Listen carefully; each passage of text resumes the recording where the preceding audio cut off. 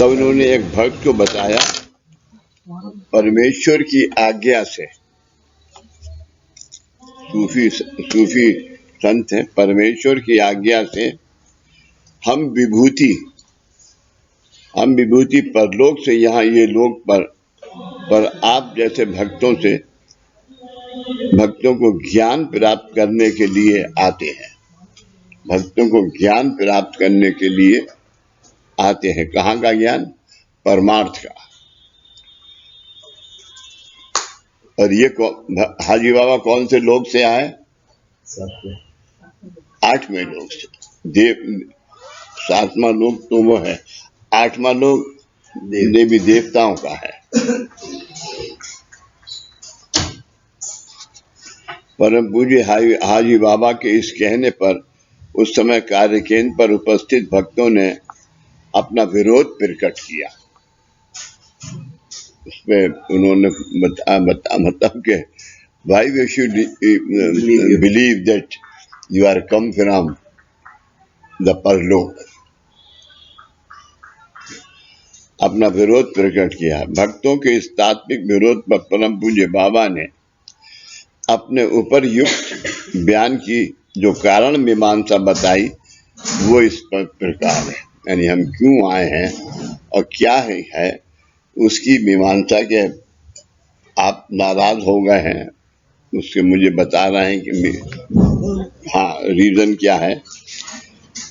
हम विभूतियों को जिस क्षण श्री परमेश्वर के इस चराचर में सृष्टि के अस्तित्व का ज्ञान प्राप्त हुआ, यानी चराचर सृष्टि का ज्ञान प्राप्त हुआ, ये लोग परलोक और स्वर्गलोक, इन 3 लोगों का, ये लोग परलोक और स्वर्गलोक, परलोक ही पांचवा लोक है। हम विभूतियों को जिस क्षण श्री परमेश्वर के इस चराचर सृष्टि के अस्तित्व का ज्ञान हुआ, तब ये प्राप्त जन्म नश्वर है। प्राप्त जो आज जन्म हुआ है नश्वर है, ये खत्म होने वाला है। प्राप्त जन्म खत्म, लेकिन सृष्टि नहीं खत्म होने वाली, नीचे तो रहेगा नेचुरल। सृष्टि नहीं खत्म होने वाली। हाँ दे दो फिर देख लेंगे यार, मुझे पता नहीं। प्राप्त होता था, ये प्राप्त जन्म नश्वर है, ये खत्म होने वाला है। प्राप्त जो आदमी पैदा हुआ उसे मरना भी है, और इसमें जो निरंतर है, सदा रहने वाला है, वह है सदा रहने वाला है। इसमें निरंतर जो सदा रहने वाला है वह है सद्गुरु कृपा आशीर्वाद। ये ज्ञान प्राप्त हुआ, तब प्राप्त हुए इस ज्ञान की परिपूर्णता प्राप्त करने के लिए हम विभूतियों ने अत्यंत प्रखर तथा प्रदीर्घ तपश्चर्या की। मैंने आपको बताया था, हाजी हजरत ख्वाजा कुतुबुद्दीन बख्तियार काकी साहब को अल्लाह मियाँ ने फरमाया कि आप एक टांग पे खड़े होके 40 दिन का चिल्ला खींचिए, तो खड़े हो गए। छोटे बाबा थे ना? छोटे बाबा महरोली, छोटे बाबा को चिल्ला खींचिए, और उसके बाद आपको इस चिल्ले में जो एक्सपीरियंस होता है, ये लोग परलोक का, स्वर्गलोक नहीं है अभी, ये लोग परलोक का जो एक्सपीरियंस होता है वो आप आके मुझे बताइए। तो 40 दिन का चिल्ला खींच के पूरा हुआ, तो दूसरा पैर उन्होंने नीचे रखा, तो उनको अल्लाह ने कहा कि अब आप आइए, हमसे मिलिए। तो उन्होंने कहा कि हम आपसे बहुत खुश हैं, क्योंकि आपने, अरे थोड़ा सा पंखा लगा दे हल्का सा, यही वाला लगा, ये तो लेकिन हल्का आप करते हैं कि अगर हल्का नहीं हम आपसे नश्वर है और इसमें जो अस्तित्व का ज्ञान प्राप्त हुआ तथा ये प्राप्त जन्म नश्वर है और इसमें जो निरंतर है वह सदगुरु कृपा आशीर्वाद ये ज्ञान प्राप्त हुआ तब प्राप्त हुए इस ज्ञान की परिपूर्णता प्राप्त करने के लिए हम विभूतियों ने अत्यंत प्रखर तथा प्रदीप तपश्चर्या की है।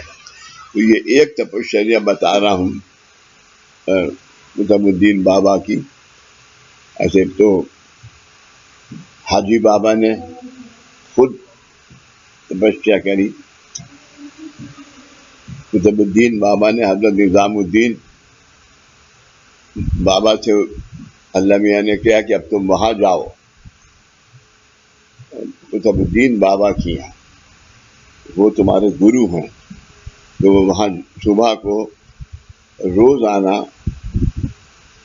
एक चाय पी के और पैदल लकड़ी की खड़ाऊ पहन के वहां जाते थे और वहां से अंदर नहीं जाते थे।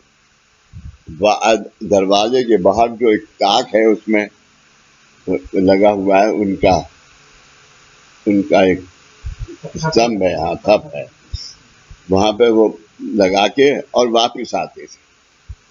तो एक रोज जब उनकी ये तपस्या पूरी हुई तो उन्होंने कुतुबुद्दीन बाबा ने फरमाया, छोटे बाबा ने, कि देखो निजाम आ रहा है, जरा उसको कहना कि आपको बाबा ने बुलाया अपने भक्तों से। तो वहां पहुंचे तो जाके ऐसे खड़े हो गए तो छोटे बाबा ने फरमाया, अरे भाई तुम रोज आते हो, मुंह नीचा करके चले जाते हो, तो क्या ऐसा हमसे गलती हुई है? उनके नहीं हजूर, आपसे गलती नहीं हुई है, लेकिन जिसको मैंने आंखों से नहीं देखा तब तो मेरा सर फटता है आपकी दुआ से, और अगर मैंने आंखें खोल के देख लिया तो मेरा क्या हाल होगा।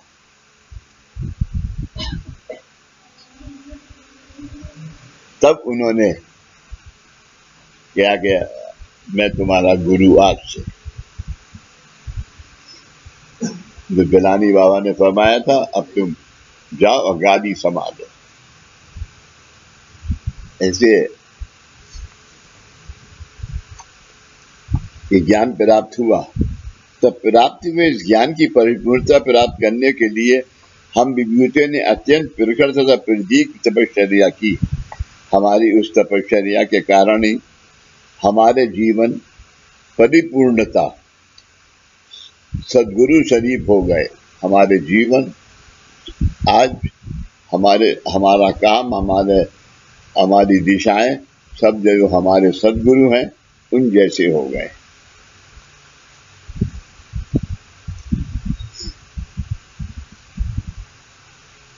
पंत महाराज की याद थी।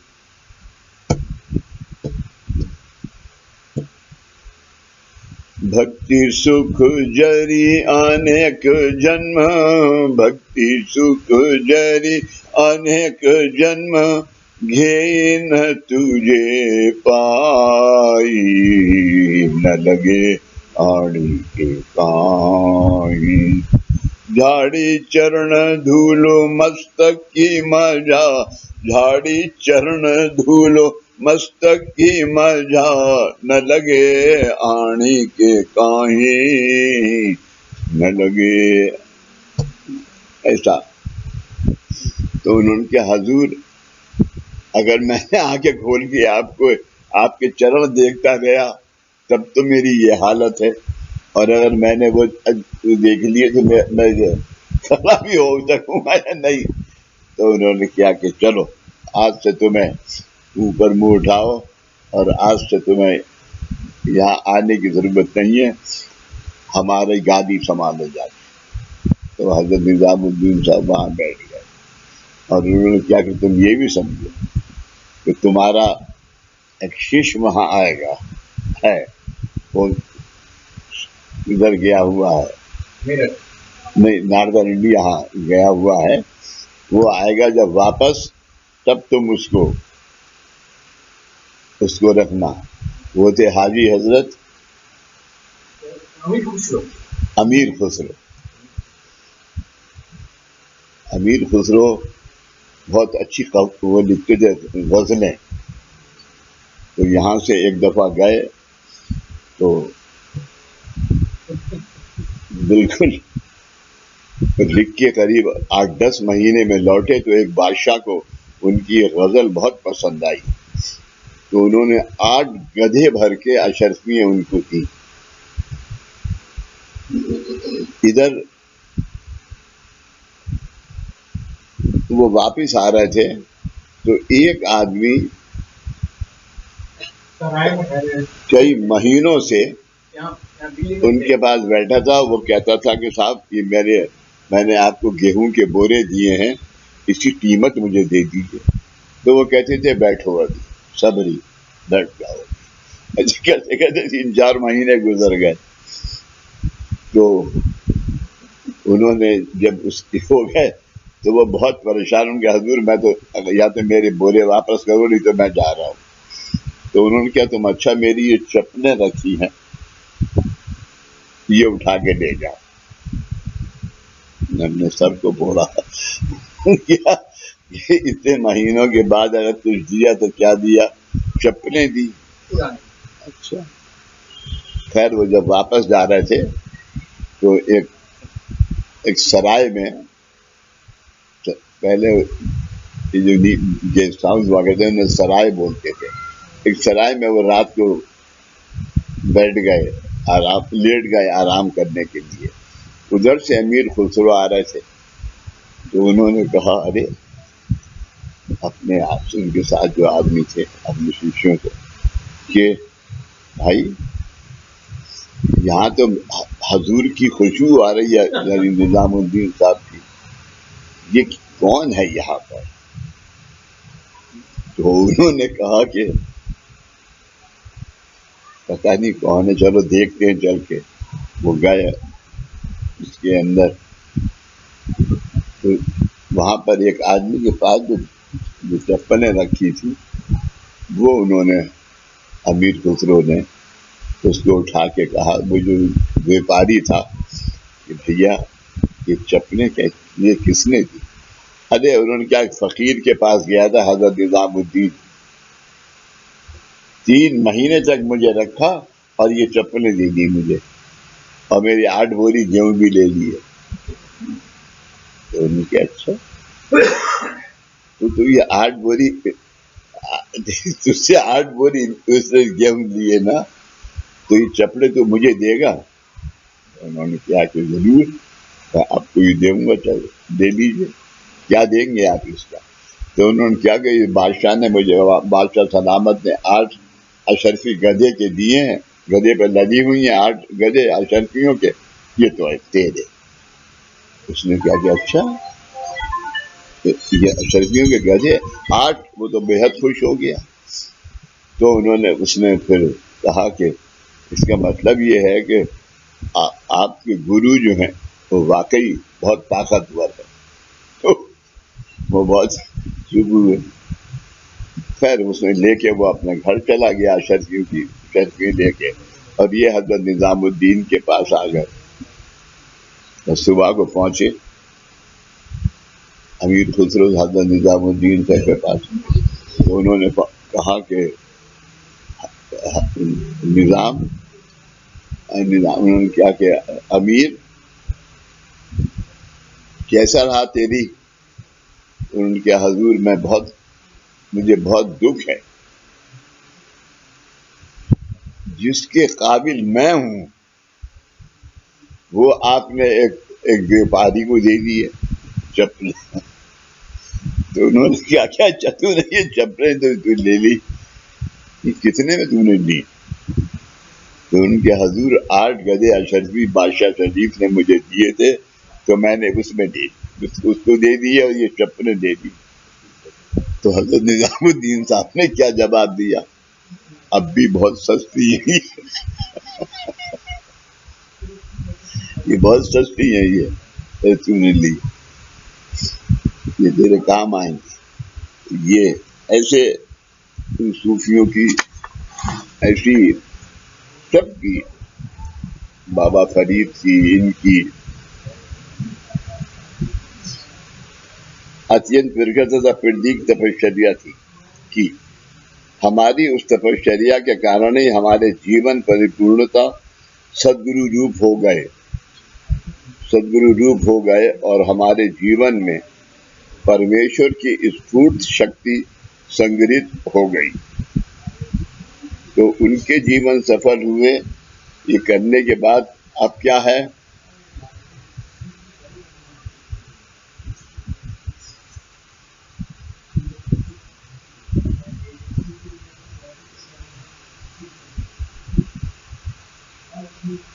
गुरु कौन?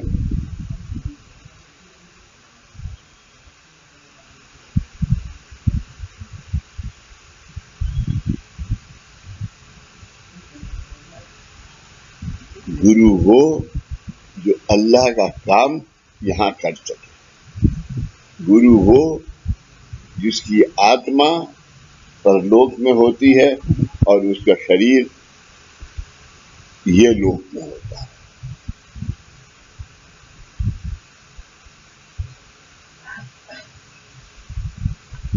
और वो जो है उसका शरीर मानव का है, मगर उसका कार्य और उसकी शक्ति मानव की नहीं, वो परमात्मा की।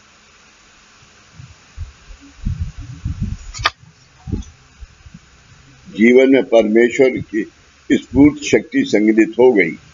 ये अवस्था जब हमें प्राप्त हुई, तब हम ये मानने लगे कि हमें परिपूर्णता श्री परमेश्वर तथा उनका चराचर में सृष्टि को निर्माण करने वाला कार्य प्राप्त हुआ।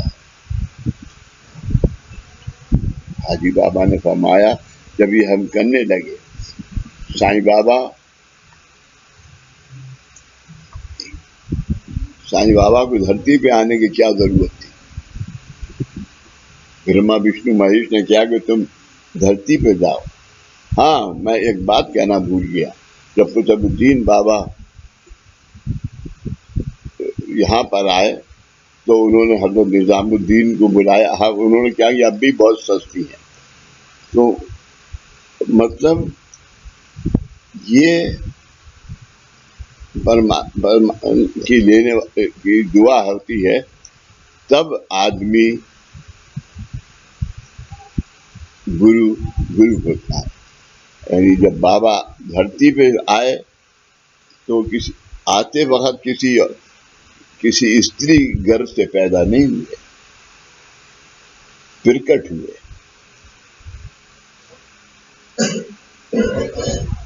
स्त्री गर्भ पे कौन पैदा हुए? दादा नहीं, वो भी नहीं हुए। मानुषिया का पुत्र दत्तात्रेय नहीं, वो भी नहीं हुए।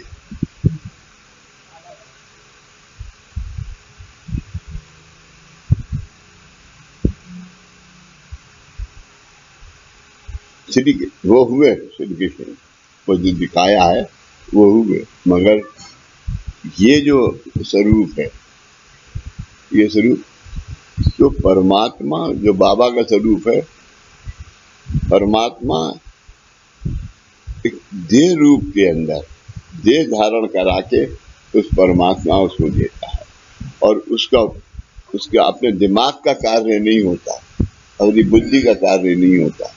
वो जो कार्य करता है उसका लेन देन दिनों रात 24 घंटे हाँ परमात्मा से रहता है।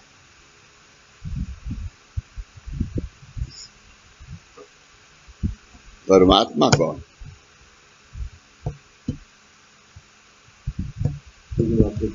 है? कौन सी? निर्गुणात्मक शक्ति निर्गुणात्मक शक्ति कौन है? ब्रह्मा विष्णु महेश ब्रह्मा विष्णु महेश कौन है? ओंकार। ओंकार क्या है?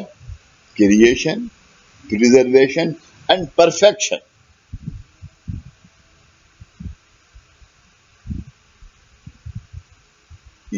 ये उसका स्वरूप है।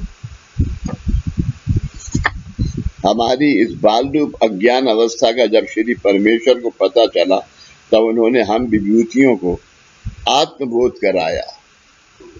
आत्मबोध का मतलब यानी हमारी आत्मा को ब्रह्मांड की शक्ति का, यहाँ के तीनों लोकों का कराया। उसको कराने वाले कौन थे?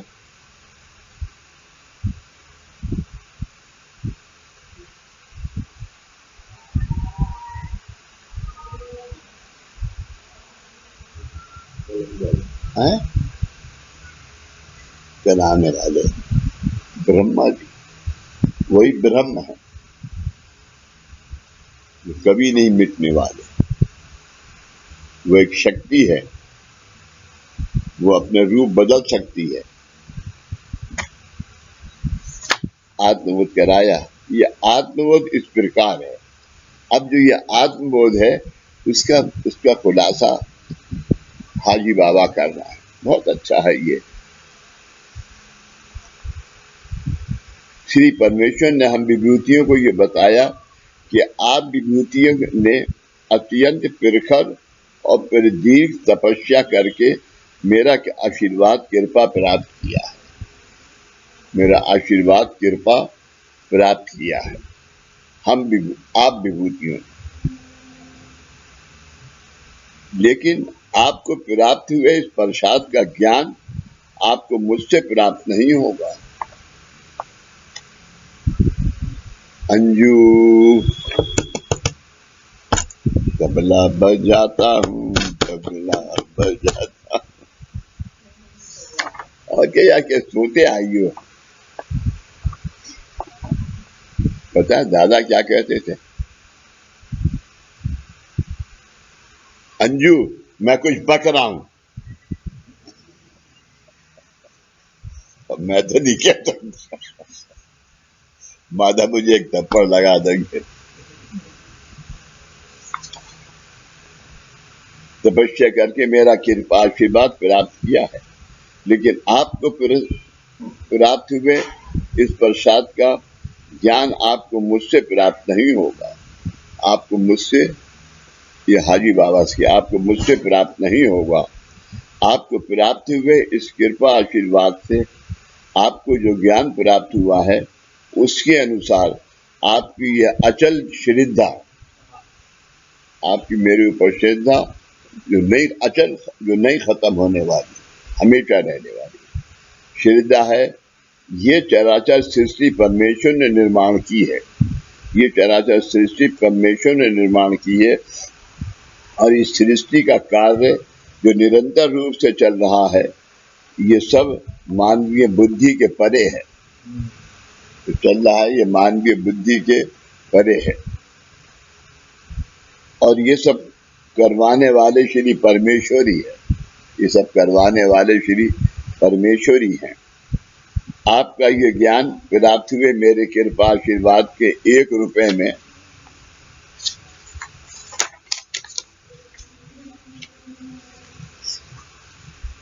₹1 में से केवल 2 आने हैं। 1 रुपए में से केवल 2 आना है। यानी मैंने आपको दिया हुआ कृपा आशीर्वाद पूर्णता 1 रुपया है।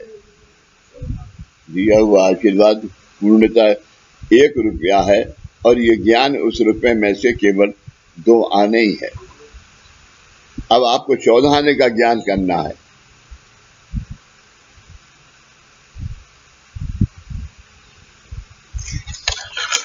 मतलब इस कार्य के लिए ये जो 14 आने का ज्ञान है,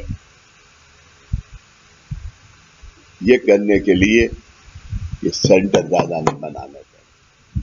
ये बाबा ने किया कि अब तुम केंद्र बनाओ,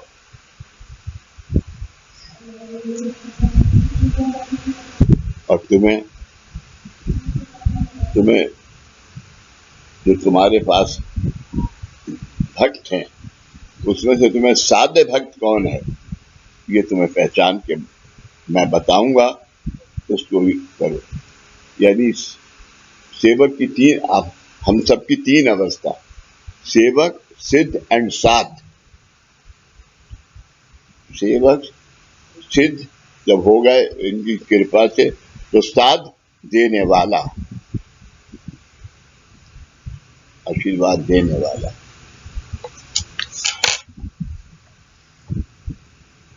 इस रुपए में से 2 आने हैं, अब बाकी 14 आने का ज्ञान आपको परलोक में मुक्तावस्था प्राप्त करने से नहीं मिलेगा। अगर आप यहाँ रहो कि आपको मुक्ति मिल जाए, उससे कुछ नहीं होगा, और आपको फिर पर ये लोक में जाना पड़ेगा।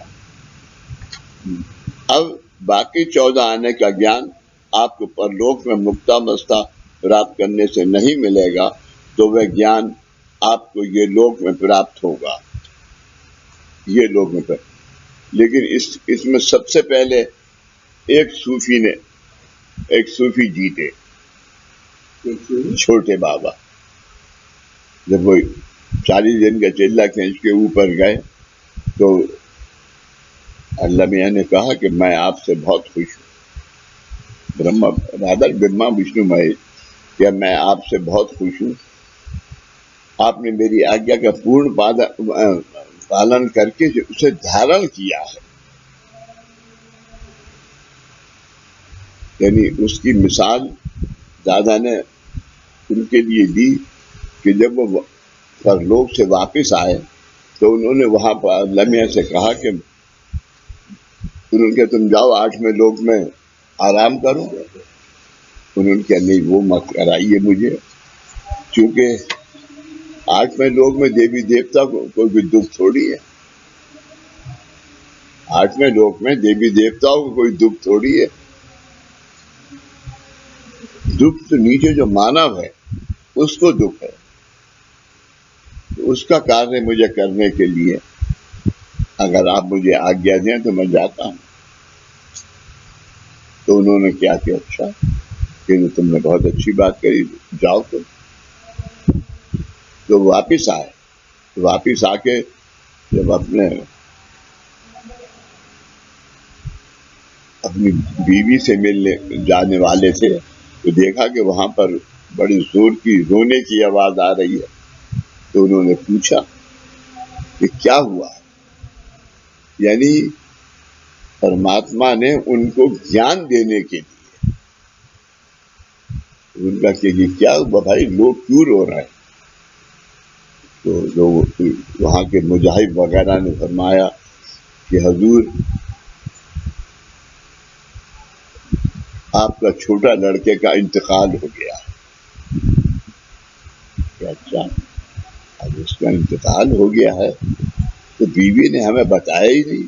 हमें आवाज देती नीचे से, तो हम तो अल्लाह मियाँ से बात कर रहे थे, उनसे उसकी जिंदगी मांग रहे थे, वो हमें मना थोड़ी करते। ऐसे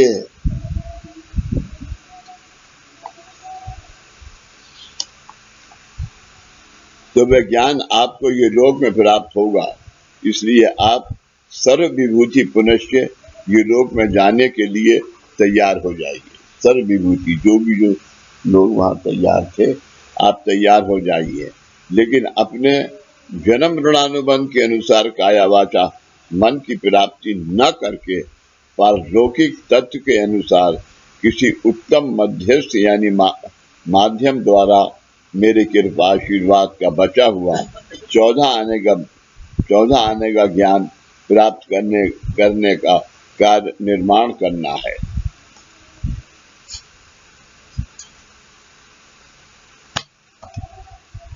ये जरा लिख लो, तुमको मैं बता रहा। ये बाबा रिकॉर्डिंग कर दे।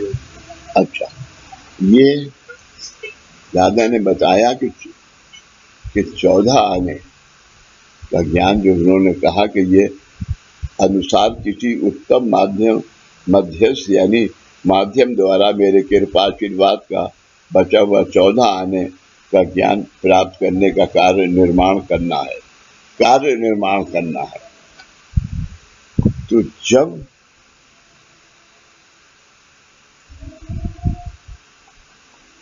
जैसे कि दादा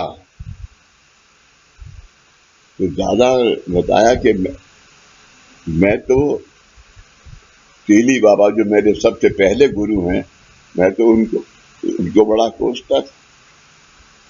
रोज मेरा काम ये था कि मैं घर से ज्वार की रोटी बनवाऊं और उनके लिए लेके जाऊं और सुबह 8 बजे से लेके और रात को 11 बजे तक उनके सामने सिर्फ बैठा रहूं और वो मुझे देखते हैं।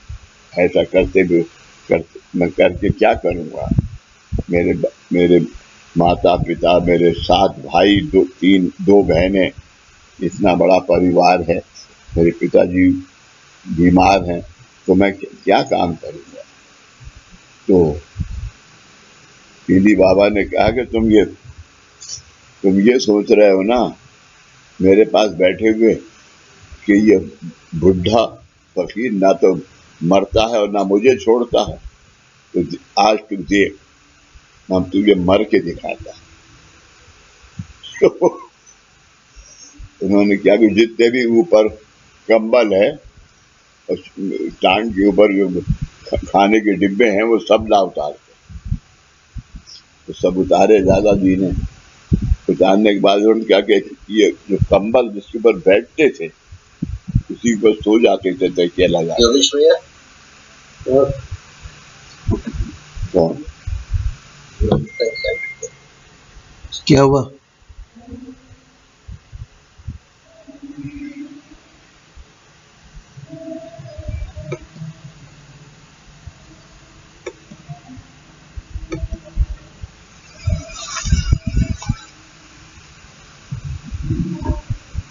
तकिया लगा के जिस पे क्या कह रहा था, सो जाते थे जिसके ऊपर तकिया लगा के। वो खाना टिफिन उतारा नीचे, हाँ के ऊपर वो दिया और उन्होंने कहा कि ये ले जा तू ये कंबल और ये तुझे दुनिया को प्रसाद बांटना है। और कुरान छोड़ दी मेरी बाबा। ये तो अपने गुरु श्री दत्तात्रेय भागवत, ये तो उनके टाइम की बात है। मतलब आंखों देखी तो नहीं, लेकिन जो उन्होंने फरमाया, जो बताया, वो आंखों देखे से भी ज्यादा है।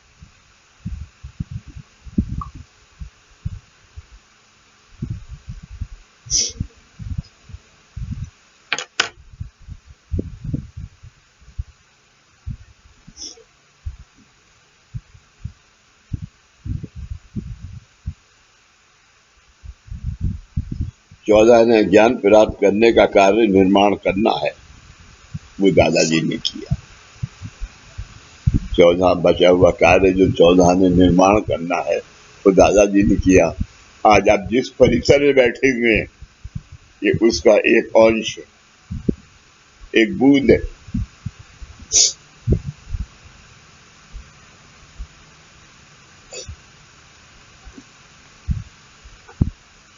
जिस समय ये कार्य प्रवृत्ति आप निर्माण होगी, बड़ी अच्छी बात है ये। जिस समय ये कार्य प्रवृत्ति आप में निर्माण होगी उस समय आपके पास मृत्यु लोक के बहुसंख्य भक्त अपने जीवन के सुख दुख के बारे में पृष्ठ पूछने के लिए आएंगे। पृष्ठ पूछने के लिए आएंगे। ये क्या है?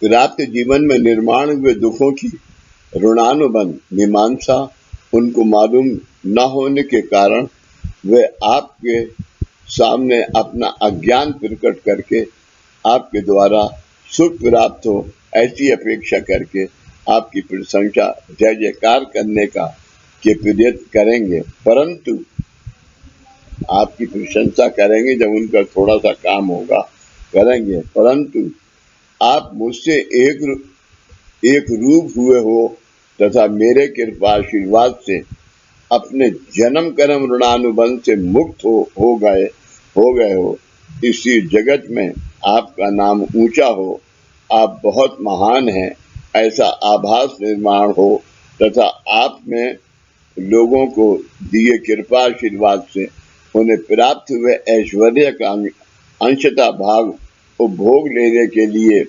आपको मिले, ऐसी अपेक्षा करके आप इस कार्य के लिए प्रवृत्त न हो। यानी आज वो आपकी पिछाड़े बाबूजी तो बहुत बहुत बड़े आदमी हैं और बहुत ज्ञानी हैं और बहुत ये हैं, तो प्रशंसा नहीं है, प्रशंसा में फंस गए तो परमात्मा की शक्ति धारण नहीं होगी।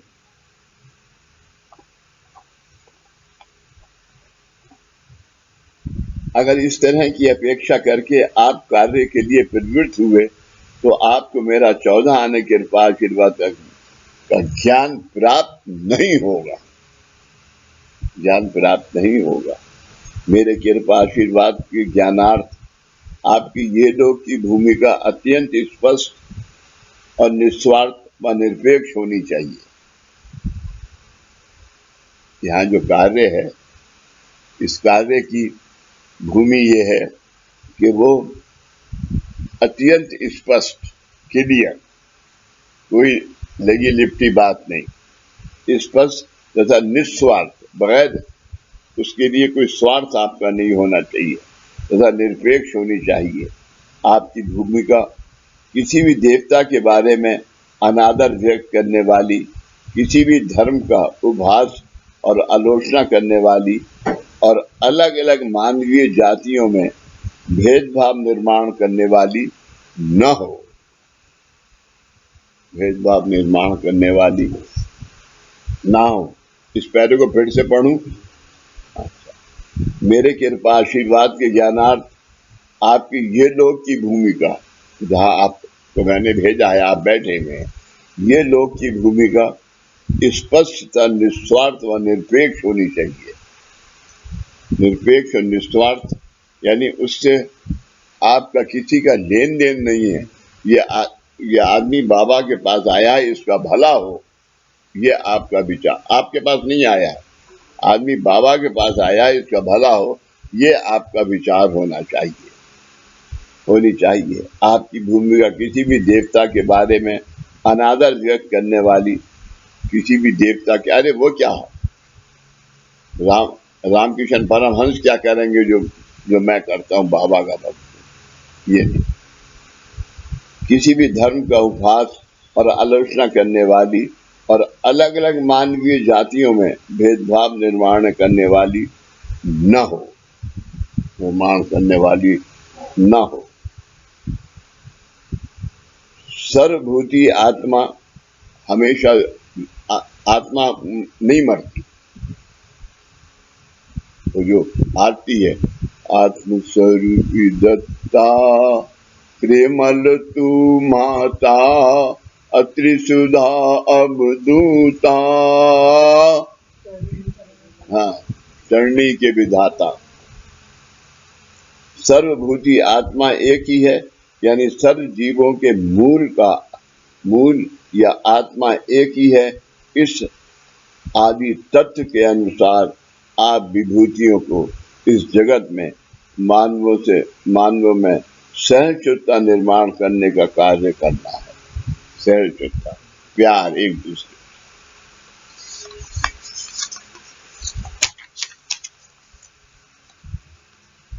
पर पानी दे। मेरा कृपा आशीर्वाद का 14 आने का ज्ञान प्राप्त करने के लिए जो मीमांसा आवश्यक है, उसका लाभ अब आप विभूतियां प्राप्त कर लीजिए। अब विभूतियां प्राप्त कर लीजिए। ये मीमांसा इस प्रकार है, योगेश सुन रहे हो ना? हाँ, ये मीमांसा इस प्रकार है।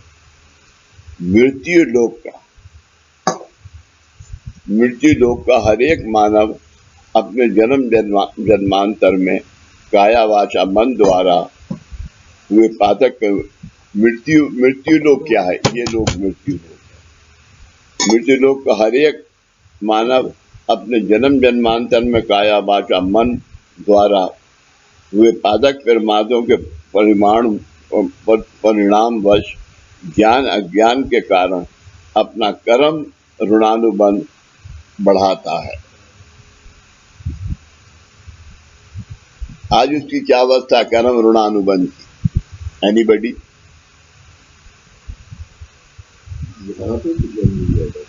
हाँ, हमारा और आप सबका ये जन्म मिनिमम 7th है, 7 जन्म है सृष्टि। तो हमने 7 जन्म में जो जिस कार्य के लिए हमें परमात्मा ने जिस गांव में पैदा किया था, उसके अंदर हमने क्या किया? वहां जाने के बाद अपने ऋणानुबंध से उनको सुख देना के बजाय अपने ऋणानुबंध को खराब करना, झूठ बोलना, उनसे पैसा मारना, दगा करना, ऐसा करते करते पाप की गठरी भर गई। और ये करते करते हम सबके 7 जन्म खर्च हो गए।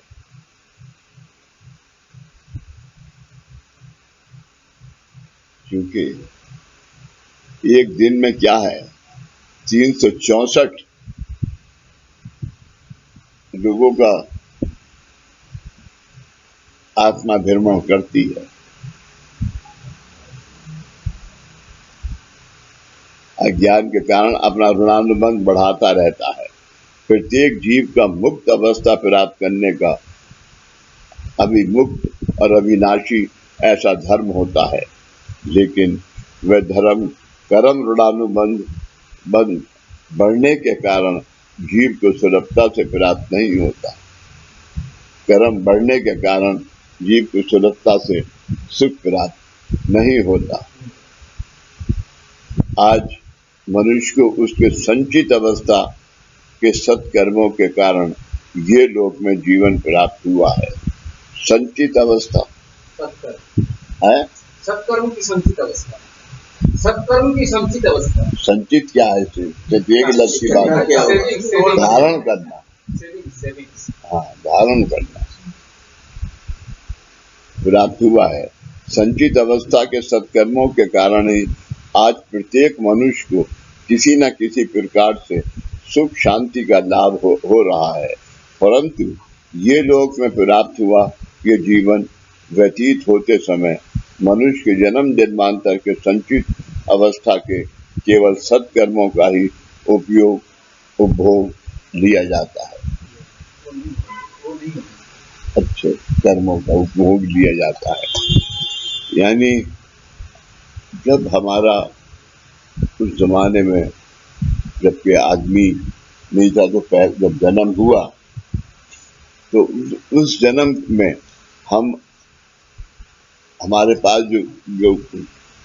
जो कर्म अवस्था थी, जो थी ऋणानुबंध, वो बढ़ते जब हम आए थे जो संचित करना था यहाँ धरती पे, तो हमारा माइनस नहीं था। आज वो बढ़ते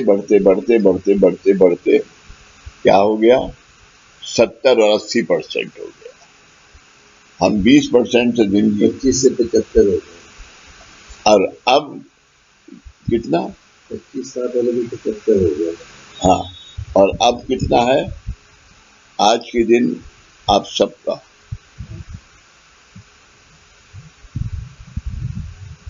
बताइए कि क्या है सबका?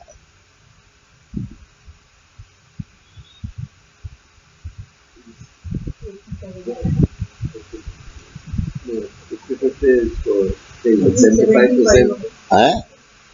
माधव जी कुछ बोल रहे हैं। 75% प्लस कर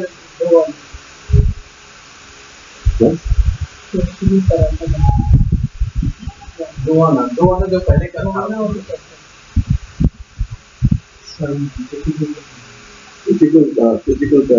जब बाबा ने भेजा और यहाँ पर किस किस को बुलाया, यहाँ पर फर्स्ट सवाल सिर्फ ये है कि क्या तुम मेरे इनविटेशन से आए हो? एनीबडी, एक भी आदमी? इसने इनसे कहा, इसने ये आज टीचर हैं, ये आज पहली दफा आई हैं, बताइए।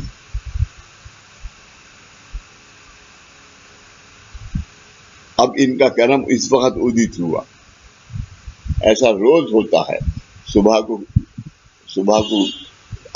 5-7 आदमी यहाँ आते हैं जो नए होते हैं।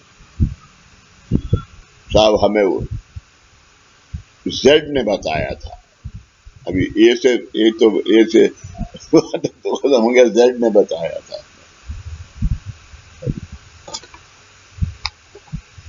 सत्कर्मों का ही उपयोग लिया जाता है और ज्ञान अज्ञान से हुए उस जन्म जन्मांतर के पातक प्रमाद वैसे ही बाकी रह जाते हैं। तो पातक प्रमाद हैं, आप यहाँ जन्म लेते हैं, खाते हैं, पीते हैं और फिर मर जाते हैं। तो ऐसा करते करते आज आप 80% माइनस में हो गए जब आप यहाँ आए थे, आज नहीं।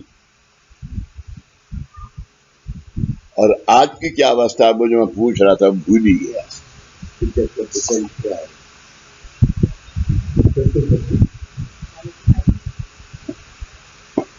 अनुकूल कर्म नहीं है, प्रतिकूल कर्म नहीं है, अनुकूल क्यों है? चलो ये बताओ। यहाँ पे बाबा भी गुरु वाले जो इफेक्ट करते हैं दीक्षा और विमोचन के बाद। विमोचन के बाद कौन सी दीक्षा? गुरु दीक्षा, अनुग्रह दीक्षा, कारण दीक्षा। कारण दीक्षा, महाकारण दिशा में। गुरु दीक्षा किसको दी? तुम्हारे आत्मा को। तो पहले क्या था? तुम्हारी बुद्धि काम करती थी। बुद्धि जो कहती थी, वो बुद्धि किससे काम करती थी? जो आंखों ने देखा, अरे यहाँ तो सीख कबाब बनना है और रुमाली रोटी रखी है, लाओ भाई यही खाएंगे। क्यों भाई?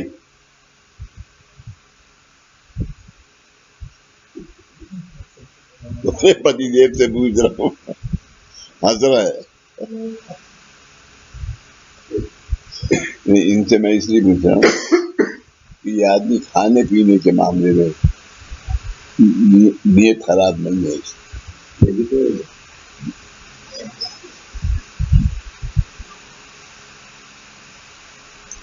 तो संजीव अवस्था वो कर्म आज भुगत करने के लिए हम यहाँ आए हैं। और जब तो ये उस वक्त ये कर्म कहाँ थे? आत्मा के चारों तरफ अंदर। अभी जब आपको गुरु दीक्षा मिली, गुरु दीक्षा आत्मा को है, जब आपको गुरु दीक्षा मिली तो उस गुरु दीक्षा से वो कर्म आपके देह के बाहर, अब आपने साधना करी गुरु बले से, वह विसर्जन हो गई, कर्म विसर्जन हुआ। कितनी कर्म आपका आज विसर्जन हुआ ओंकार साधना से, और इतनी आपके अंदर धारणा हो गई।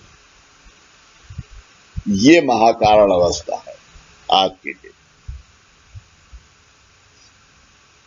यानी हमारा अगला जन्म महाकारण, इसलिए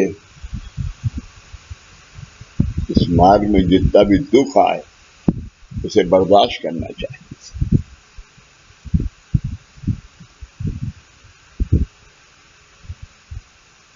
क्यों करना चाहिए? इसी जन्म में खत्म हो जाए। नहीं, इसी जन्म में खत्म हो जाए। और दूसरी, उसके अलावा दूसरी बात है,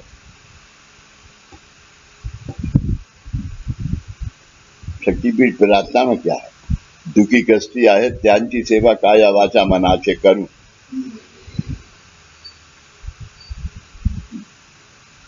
दूसरों की सेवा हो जाए। दूसरों की सेवा बिना भाव के, बिना निस्वार्थ। निस्वार्थ।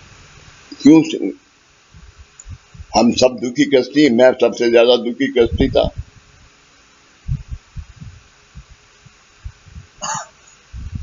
तो जब हम यहाँ पर आए तब दादा ने हमें अनुग्रह दीक्षा बाद में दी, हमें फौरन कारण गुरु वलय के वलय में आप यहाँ पे आ गए और उससे काम करने के लिए। गुरु वलय में जब आप आ गए तो आप ये फोन खरीदना है, अरे भाई बच्चे की फीस भी देनी है, ये खरीदूं या नहीं खरीदूं, कम से कम इतना विचार तो करने लगे।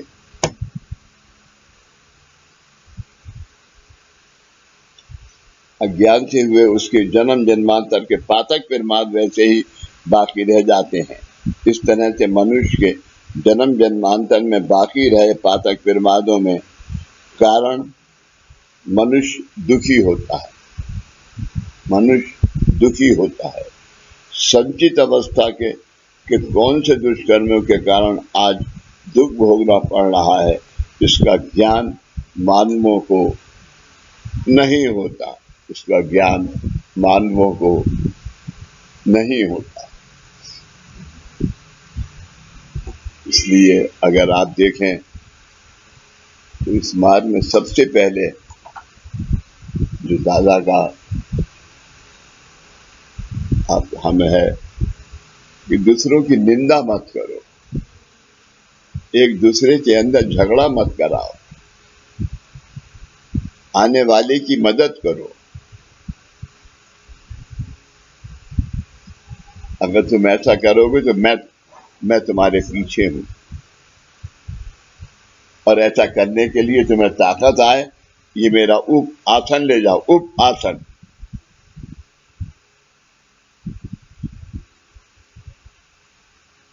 इसका ज्ञान मानवों को नहीं होता और प्राप्त जीवन में सुख के बारे में निर्माण की हुई अपेक्षाओं के कारण वे आपको पृष्ठ पूछने आते हैं।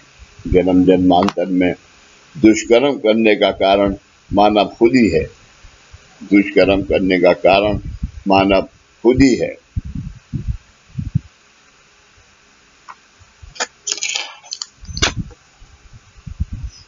एक आदमी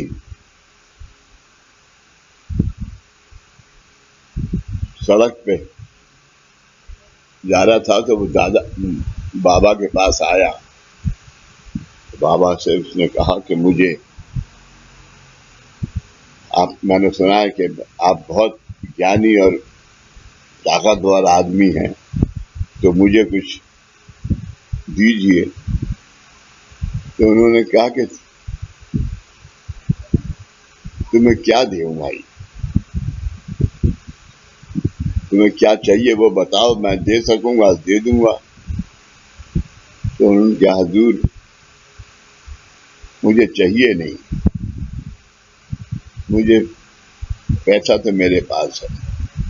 तो उनके अच्छा फिर क्या चाहिए, बीवी चाहिए, बच्चा चाहिए, वो भी है साहब, मकान भी है साहब, फिर क्या चाहिए भाई तुझे। बोला अच्छा तेरे पास पैसे कितने रुपए हैं तेरे पास। उनके हुजूर मेरे पास मुश्किल से 20 रुपए हैं। उनके ये 20 रुपए आए कहां से तेरे पास। उनके हुजूर तो रोजाना मेहनत करता हूँ, कमाता हूँ, 20 रुपए मिल गए, कितने मिल गए जो खर्च हो। उनके अच्छा, उनके क्या अभी तू साइकिल पे आ रहा था ना, अभी तक आज तू मोटरसाइकिल पे कैसे आया।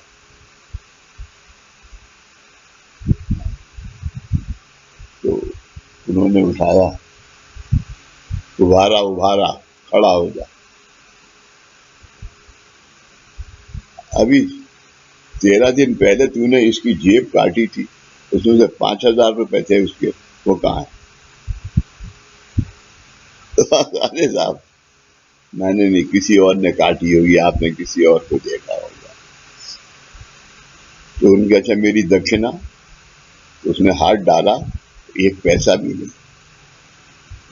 तो उसने कहा कि अरे मैं तो अभी 8-10 हजार रुपए रख के आया था और अब नहीं है। तो उन्होंने कहा फिर से बाप 5,000 क्यों नहीं थे जो इसको दे देता।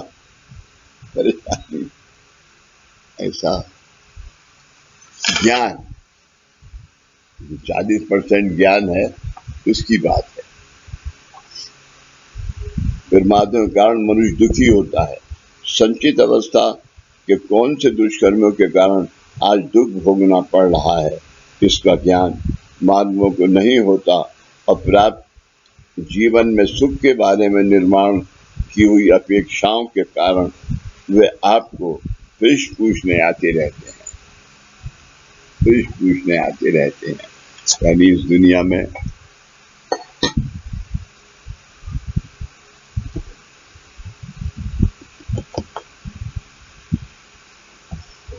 आजकल हमारे यहाँ हिंदुस्तान में कितनी कारें हैं। प्रमोद जरा खड़े होना, खड़े हो जाओ। तो तुम्हारे पास कितनी कारें हैं? बोलो यार। है कितने टाइम्स दिल्ली में गिननी पड़ेगी, है? गिनती करनी पड़ेगी। अभी ऑफलाइन नहीं पता। इतनी तो नहीं गिनती नहीं कर सकते। तो तू बताना फिर। एक ऑफिस की गाड़ी और 4 घर। है? एक ऑफिस की गाड़ी और 4 घर। और दुबई में एक ऑफिस की और 4 घर की। और दुबई में 3। दुबई में 3। और आप समझ लीजिए कि घर में एक ऑफिस की, 4 घर की, और घर के अंदर ये और रीतिका इसकी लड़की, 2 गाड़ियां हैं और 2 आदमी हैं और 4 गाड़ी हैं। 2 खराब हो गए, तो 10 साल से ऊपर की जो पॉलिसी है वो चला नहीं सकते 2 गाड़ी। वो अलग है ना।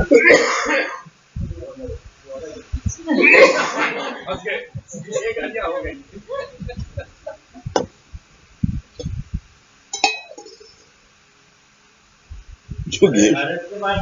या सुन, मेरी इसको इर्तिगा को 11 साल हो गए।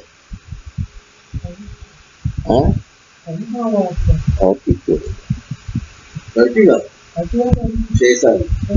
नहीं 6 साल।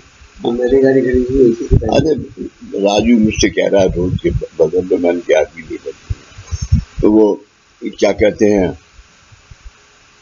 एनीवे, तो वो इतनी अच्छी चल रही है, लेकिन जरा सी मुझे तकलीफ होती है थोड़ा बैठने में और उठने में। मुझे इनोवा बेहद मुझे आरामदेह गाड़ी है, शुरू से मेरे पास वो थी। तो अभी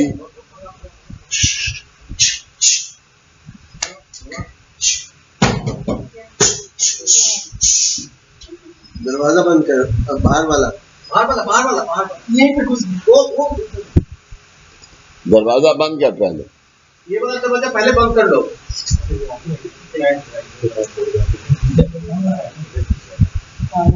तो एक गाड़ी है, तो वो सुबह को नीलू उठती है, वो कहती है बाबूजी मुझे आज 2 घंटे के लिए गाड़ी चाहिए। किस वक्त? नीलू मुझे जरा डॉक्टर के पास जाना है, वहां से आ जाऊं, तुम 4 घंटे को मिल जाएगी। तो अम्मू ने क्या कहा, मुझे 1 घंटे के लिए गाड़ी चाहिए, मिल जाएगी, आज कोई काम नहीं है। तो मतलब ये करके उससे उस एक गाड़ी से काम चल रहा है। अब इनसे पूछो कि भाई 4 गाड़ी घर पे, तू 4 गाड़ी का क्या कर रही है? 2 गाड़ी तो चलती नहीं है, वो 10 साल से ऊपर की पॉलिसी में आगे वो ऐसी कर रही है।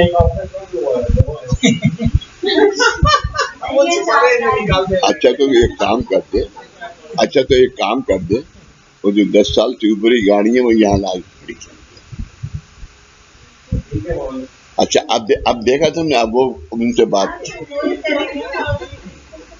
कंजूस।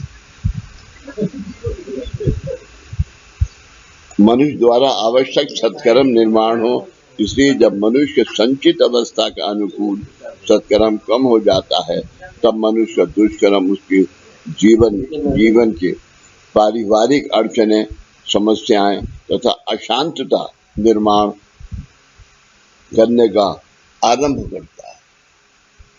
निर्माण करने का आरंभ करता है। दादा हमेशा कहते थे माधव कि तुम्हें पता है कि तुम्हें 500 रुपए की तुम्हारी तनख्वाह है, तो पर डे कितना हुआ, उसमें से 25% 75% खर्च कर दो, 25% मत करना। 25% जो है वो बैंक में डाल देना। दादा कहते थे सेविंग बैंक अकाउंट तुम सबके हैं सेविंग बैंक अकाउंट, मगर सेविंग का मतलब क्या है? सेविंग का मतलब ये नहीं है जो तुम सेविंग कर रहे हो वो इस जन्म के लिए, अगले जन्म के लिए सेविंग है।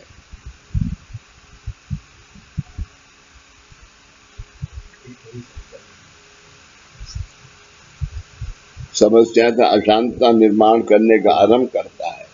ये सब कारण मीमांसा सूक्ष्म मनुष्य समझ नहीं सकता, इसलिए वह आशीर्वाद का ये अर्थ लगाता है कि प्राप्त जन्म के संकट निवारण करने के लिए ही आशीर्वाद उपयोग में लाना है। प्राप्त जन्म में संकट ऐसा नहीं है।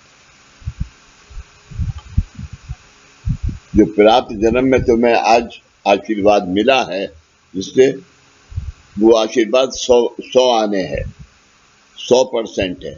100% में तुम्हारा 25% है, 75% तुम्हारा औरों के लिए है। माधव जब ये दादा ने क्या कि सेंटर की खोलो, तो उन्होंने कहा एक बात सुन लो तुम मेरी, जो इस तबक में पैसा आता है उसका 25% तुम और तुम्हारा घर चलाओ और उसमें हो जाएगा, ऐसी तुम्हें दुआ है। अगर 75% जो है वो औरों को दो। उसके अंदर 3 काम जरूर करना। बोलो, तो दादा ने गोवा में करे विद्या नंबर 1, मेडिकल, और उसके बाद मेडिकल। फर्ज कर लो किसी का ऑपरेशन होने वाला है और तुम्हारे पास 500 रुपए है, उसके ऑपरेशन में 700 रुपए लगेंगे, तुम उससे ये कहोगे भाई मैं 500 रुपए का 25% तुम्हें दे सकता हूँ, बाकी किसी और से करो, और ये ऊदी ले जाओ, बाबा तुम्हारा काम कर देगा। ऐसा ये मार्ग, ऐसे तो इस बाबा ने परमार्थ ही नहीं बताया, तुम्हें सबसे पहले पारिवारिक जीवन में सुख हो ये बताया।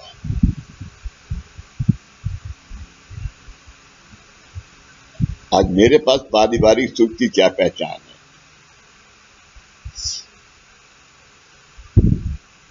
हम सब बैठे हैं? हम सब बैठे हैं। चले जाओ।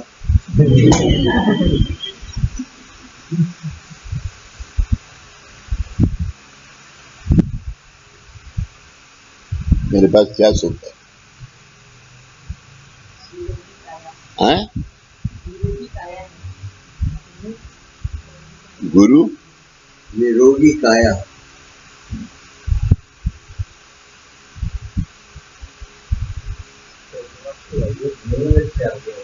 परमार्थ की हाईएस्ट अवस्था है, हैं? परमार्थ की हाईएस्ट अवस्था है कृषि योग में। किसे? आपको और कुछ अच्छा, बाबू जी कोई दिख तो नहीं रही है। ये तो भी आपकी वाणी से निकलता है। बाबू जी सबसे अच्छा आंसर दिया प्रमोद जी ने, आप सुने नहीं? हैं? प्रमोद जी ने सबसे अच्छा आंसर दिया। क्या दिया भाई? तो बहुत नींद आती है, बड़ी अच्छी नींद आती है।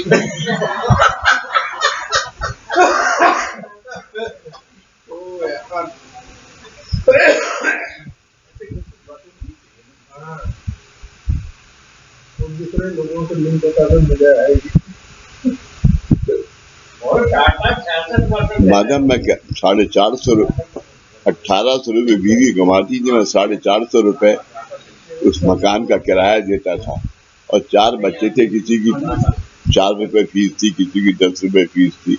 वो फीस जाती थी हर महीने, और जो भी 8-10 रुपए बचते थे उसके अंदर पूरा महीना। और ये मैं नौकरी नहीं करता था, मेरी बीवी नौकरी करती है, तो योगेश को और अलका को पता है। और उस अवस्था से वो दूर करने के लिए गुरु को 22 साल लगे। 22 साल के बाद उन्होंने क्या कि अब तुम्हारी अब बाबा की तुम ऐसी वास्तु में रहो जो बाबा की अपनी वास्तु है, वो ये साईं निकेतन है। इसका प्रमोद का भाई तो मैंने कहा कि मेरे गुरु का हुक्म हुआ है कि मुझे एक जमीन चाहिए 400 गज से गज कम से कम, और मुझे उसके अंदर साईं मंदिर बनाना है। तो उन्होंने, उसका नाम प्रेम इसरानी है, बड़ा भाई है, वो सब बिल्डिंग कॉन्ट्रैक्टर है, ये आठ उसी ने बनाई। तो उसने कहा चलो मेरे साथ, और तो डीडीए मुझे ले गया। इतनी वाकफियत थी उसकी, डीडीए की बिल्डिंग का काम करता था। एक आदमी को इतनी मोटी गाड़ी थी कि 400 गज जमीन अलॉट कर दो, 400 गज जमीन अलॉट हो गई। अब उस अलॉटमेंट लेटर लेने के लिए 10,000 रुपए कौन से बैंक में अकाउंट था, कैनाट प्लेस है, पंजाब सिंध बैंक में। पंजाब सिंध बैंक में मुझे उसने 10,000 रुपए जमा किए, 10 लाख का चालान भर है 10 लाख 10 लाख, हाँ 10,000। तब ये जमीन 18 लाख में अलॉट हुई उस वक्त। और डीडीए वाले अब प्रेम इसरानी मेरे सिर था कि तुम उस सामने एक मकान ले लो 3 लाख में, एक जमीन ले लो, आठ क्या कहें कितने गज थी, प्लाट थे ये 8,000 रुपए की है, आप ले लीजिए। मैंने क्या मैं इसको तो बना लूं यार, उसको लेके और मुसीबत मोल लेऊंगा मैं, नीयत खराब होगा। तो ये बन गई। अब कौन कहेगा कि ये जमीन ये बाबूजी की नहीं है, ये मकान प्रमोद के अलावा प्रमोद कह सकता है, क्योंकि उसके भाई ने मेरी मदद करी थी।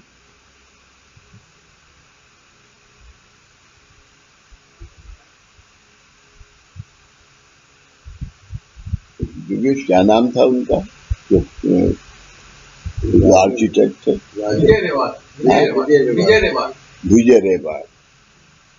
विजय रेवाल पूजा में आती थी, उनसे कहा कि भाई ये ऐसे बिल्डिंग बनानी है, उन्होंने ये नक्शा बना दिया। अब बना दिया तो इसका कंस्ट्रक्शन का पैसा कहाँ से आए, क्योंकि उन्होंने बताया कि कम से कम 2 करोड़ रुपया लगेगा इसके बनने में। 2 करोड़ की जगह 20,000 भी नहीं था। खैर बाद मैंने लेटर लिखे सबको, जो मेरे गुरु बंधु अमेरिका, कनाडा, ऑस्ट्रेलिया, इन सब को लिखे। यहाँ पर भी योगेश इंग्लिश में मैं जानता नहीं, तो योगेश ने इंग्लिश में डिक्टेट किए, वो लेटर गए।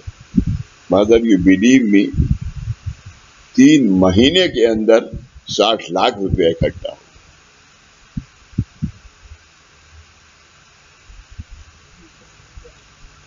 और ये बिल्डिंग बन गई।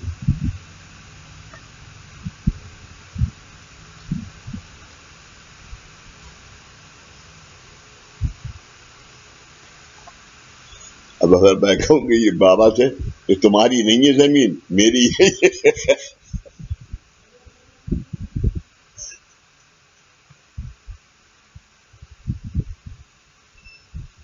ये सब कारण मीमांसा सूक्ष्म मनुष्य समझ नहीं सकता, इसलिए वह आशीर्वाद का यह अर्थ लगाता है कि प्राप्त जीवन के संकट निवारण करने के लिए ही आशीर्वाद हुआ है, खुद के नहीं, वो आशीर्वाद दूसरों के लिए है। लेकिन फिर मेरा क्या भला होगा? सत्कर्म, हैं? सत्कर्म नहीं करते थे। हम सत्कर्म आपका बढ़ेगा। सत्य सत्कर्म, हाँ? सत्कर्म, सत्कर्म, सत्कर्म तो है, लेकिन सत्कर्म यहाँ आने वाला भक्त कोई नहीं देता। तुम ये कहो कि प्रमोद इसका हस्बैंड जो है वो मुझे दुआ देता है, वो नहीं देता। कि बाबूजी ने मेरे साथ अच्छा किया, ये कभी नहीं कहता। तुम भी नहीं कहती हो, तुम्हारी आत्मा कहती है। मुझे दुआ तुम्हारी आत्मा देती।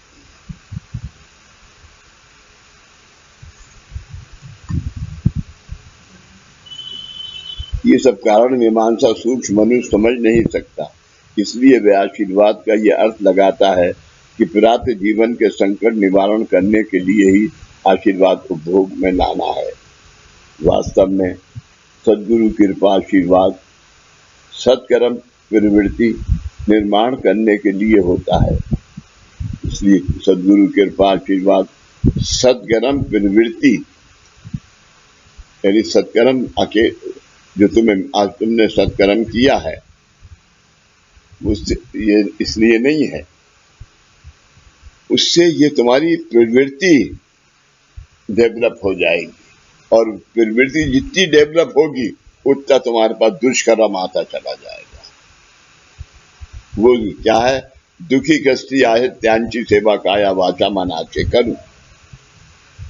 तो अगर आज 10 आदमी आए कामकाज को, 10 आदमी सब मुझे दुआ नहीं देंगे, लेकिन कौन देगा? उसकी आत्मा।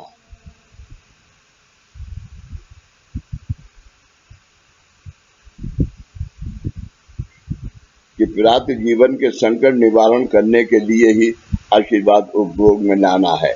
वास्तव में सद्गुरु कृपा आशीर्वाद सत्कर्म प्रवृत्ति निर्माण करने के लिए होता है, और सद्गुरु कृपा आशीर्वाद से सत्कर्म करके अपनी संचित अवस्था के दुष्कर्मों का विमोचन करना होता है। संचित अवस्था, जो कि हमने दुष्कर्म किए हैं, जब हम दूसरों का भला करेंगे तब हमारा संचित दुष्कर्म विसर्जन होगा। ये जिम्मेदारी कर्तव्य समझकर करने के लिए कई बार आशीर्वाद प्राप्त करने के बाद तथा मुलाकात का लाभ लेने के बाद भी भक्त तैयार नहीं होते हैं। भक्त तैयार नहीं होते हैं। मानवों के जीवन की ऐसी ये जीवन मीमांसा। भक्त तो तैयार होते हैं, लेकिन सबसे अच्छी बात क्या है, सबसे बुरी बात क्या है? सॉरी,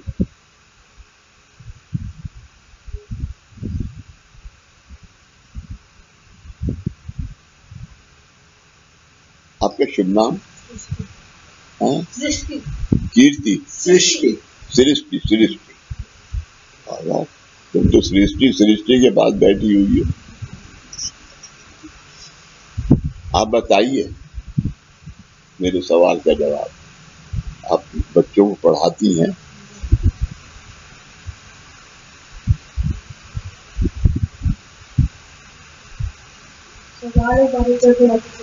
जी?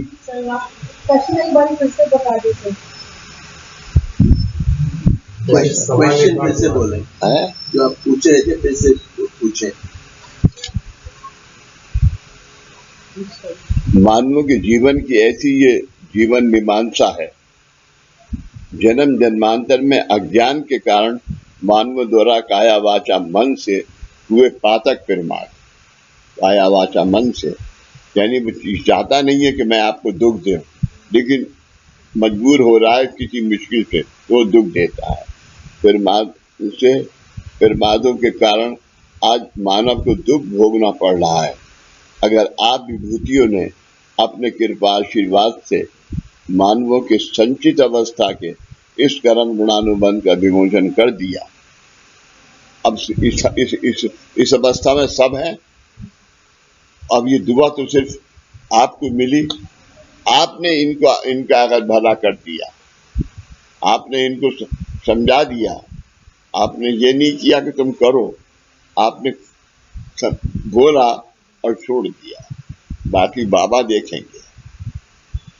क्योंकि आप ये समझिए कि जब आप यहाँ बैठ के बोलना है तो बाबा बोलना है, आप नहीं बोलना, यू आर माइनस।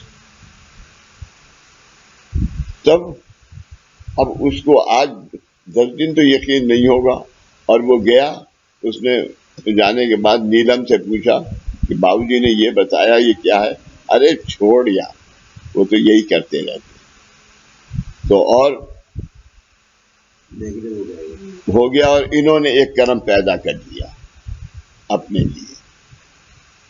नीलम को एक कर्म से पैदा होगा जो बोलेगा। उसको इन्होंने ये कहा कि वो ऐसी झूठ बोलते रहते हैं बैठे हुए। हाँ, लेकिन इनकी क्या गलती? जो तो किसी और ने बोला,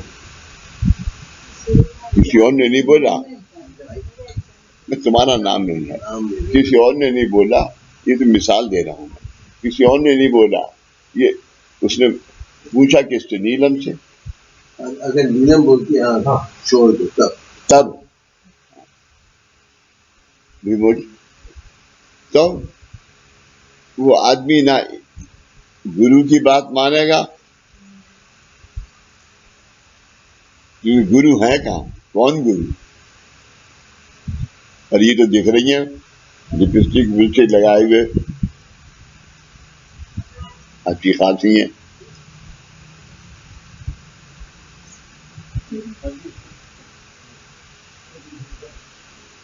तुमने सुना नहीं? हाँ, मैंने कहा नीलम बहुत खूबसूरत है।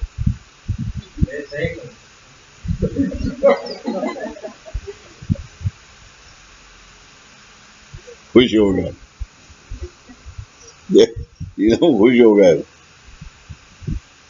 अगर आप विभूति ने अपने कृपा आशीर्वाद से मानवों की संचित अवस्था के इस कर्म ऋणानुबंध का विमोचन कर दिया, तो मानवों के जन्म जन्मांतर के अघोर पापों का क्षालन कृपा आशीर्वाद कर सकता है। आपको विचार ये होना चाहिए, आने वाले भक्त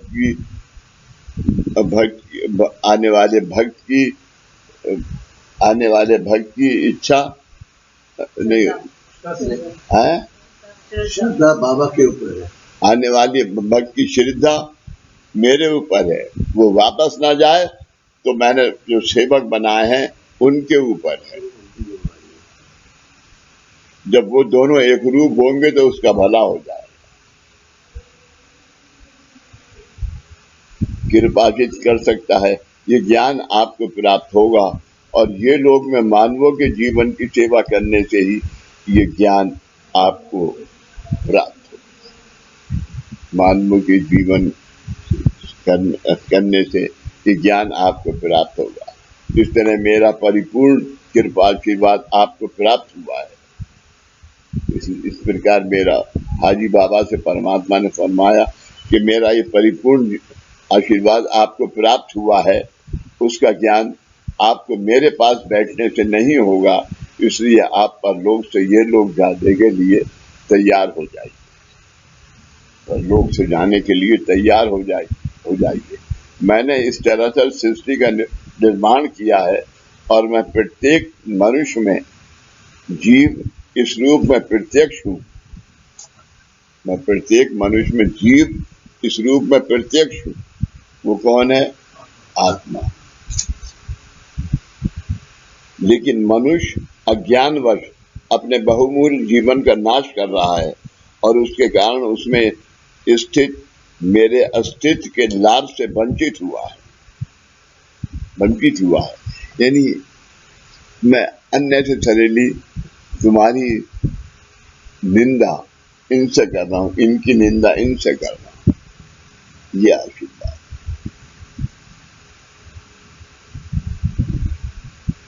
इसलिए अब जीवन के दुख के बारे में आपसे प्रश्न पूछने के लिए आने वाले बहुजन समाज में श्रद्धा, भक्ति, सबरी, निष्ठा इसका अभाव है। आने वाले भक्तों की श्रद्धा, यकीन, सबरी, पेशेंस, निष्ठा,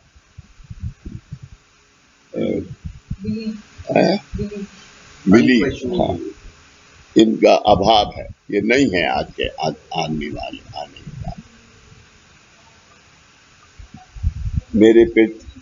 मेरे प्रति का भाव आप विभूतियों में पूरी तरह एक रूप हुआ है। मेरी तरफ से आप विभूतियों में मेरी कृपा, आशीर्वाद का भाव एक रूप हुआ है, जो आपको दूसरों को दे रहा है, आपके लिए नहीं है। इसलिए क्योंकि आपको भगवान ने आशीर्वाद दिया, आप जब उसको आपको दूंगा मैं, तो आपकी आत्मा मुझे देगी। तो ऐसे आज 50 आदमियों का कामकाज हुआ, तो 50 आदमियों के कामकाज की 50 आदमियों की दुआ मुझे मिली।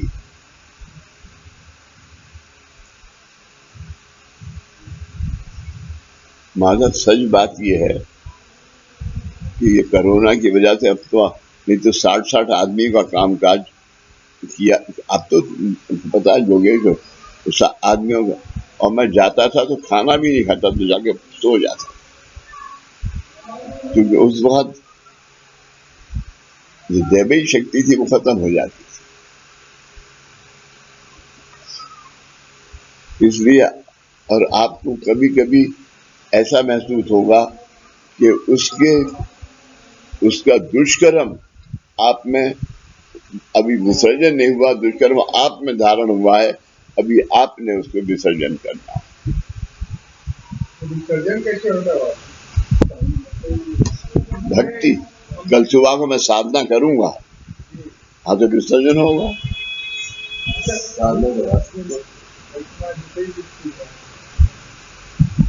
यहाँ आते हैं, कर्म का विसर्जन होता है। वो कर्म तो प्लेनेटरी सिस्टम से लिंक है, जाता कहाँ? विसर्जन हो जाएगा। कमाल की तुम बात कर रहे हो। पैदा कहाँ से होके आया? अरे पैदा कहाँ से होके आया? पैदा तो अपने कर्मों से होता है। तब भी सृष्टि ने तो उसे सजा दी ना।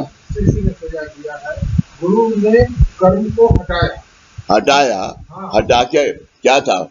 अरे भाई, आज तुम्हारी आत्मा कर्मों से ढकी हुई थी। जब तुम्हें गुरु दीक्षा तुम्हारी आत्मा को दी, तो आत्मा रिलीज हो गई, और तुम्हारे जो कर्म थे वो देह के बाहर आ गए। लिहाजा उसके बाद तुम्हें ओमकार साधना सिद्ध करके दी, उसमें न्यास तुमने किया, वो न्यास करके तुम्हें अंगूठे से तुमने उसको विसर्जन कर दिया। मेरा प्रश्न ही यही है बाबू कि हम विसर्जन जो क्योंकि जितने भी कर्म होते हैं इस सृष्टि में होते हैं, हाँ, वो उस सृष्टि में जाते हैं। तो क्या फिर कभी आगे में पकड़ते नहीं हैं? फिर आत्मा फिर लौट के आती है? तो किसी वो कर्म जो यहाँ विसर्जन हुआ आज साधना करके, वो कर्म किसी और को नहीं घेरेगा, क्योंकि उसका विमोचन हुआ है। ये तो कंसेप्ट सही है, मैं भी मानता हूँ, परंतु एक प्रश्न उठता है कि सृष्टि चल रही है कंटिन्यूअस, जो कर्म की गति होती है गया वहाँ पर, क्या वो आर्बिट में नहीं बैठा रहेगा? आर्बिट से कैसे हटा रहेगा? आर्बिट में ऐसा नहीं है, सृष्टि की रचना कंटिन्यूअस चल रही है। ये बहुत सोच के समय प्रश्न कोई ऐसा नहीं है, ये हटा क्योंकि प्लेनेटरी चार्ट से लिंक होते हैं सर। और जब विसर्जन हुआ, मेरी बात सुनो,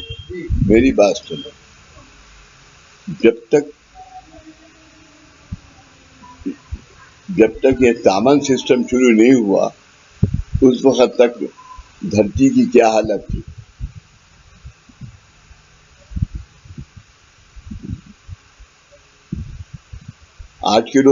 आठ मन गेहूं होता था तुम्हारा एक एकड़ में, और तुम कौन सा गेहूं देसी गेहूं 8 मन भी किसी के यहाँ होता था, नहीं होता था। और आज 70 कितना 60-50 कितना गेहूं ले रहे, एक्सपोर्ट कर रहे हो आज। जी, ये तो सृष्टि ने दिया बाबू।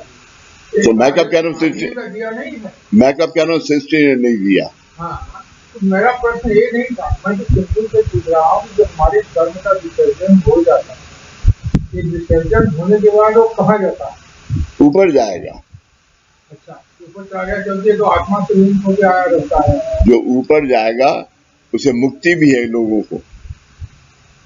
वही तो पूछ रहे थे, अगर हाँ, अब मुक्ति सुख जरी अनेक जन्म, ये हाँ, जो मुक्ति है वो फिर यहाँ ऐसे थोड़ी वापिस आती है।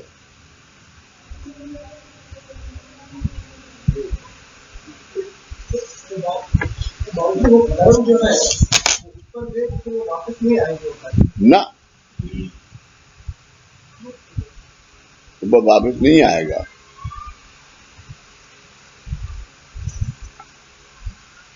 मान लो कि जीवन की ऐसी ये जीवन मीमांसा है, जन्मांतर में अज्ञान के कारण मानव द्वारा काया वाचा मन से हुए पातक प्रवादों के कारण आज मानवों को दुख भोगना पड़ रहा है। पातक प्रमादों के, जो आज तुम चोरी मत करो, डकैती मत डालो, इसका बुरा मत करो, उसको आने वाले किसी गरीब आदमी को, अभी तुम्हें क्या बताऊं मैं, ये लोग जो आके यहाँ पर जनेऊ बदलते हैं, तो 3-4 फकीर हैं जो सड़क पे, तो वो बेचारे यहाँ पर, मुझे तो पता नहीं था, यहाँ पर वो पैसे रख देते हैं ये लोग सब, वो उठा के ले जाते हैं।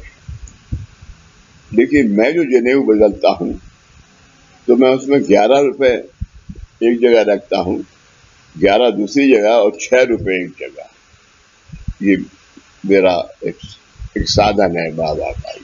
ये उस वक्त से जब से बाबा ने मुझे गुरु दीक्षा दी, दादा ने, तो वो मैं अब ऊपर बदलता हूँ जनेऊ।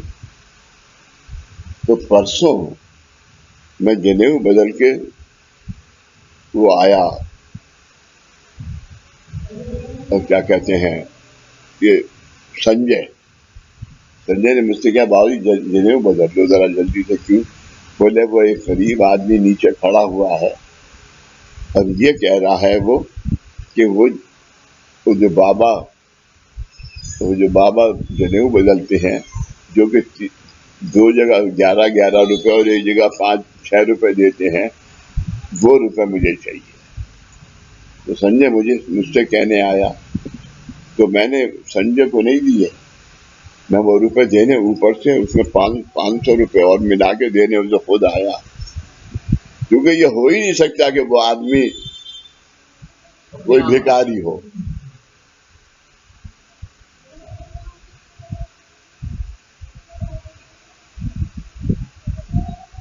कि उसने कहा कि 500 रुपए मुझे उनसे कहना मुझे और चाहिए आज।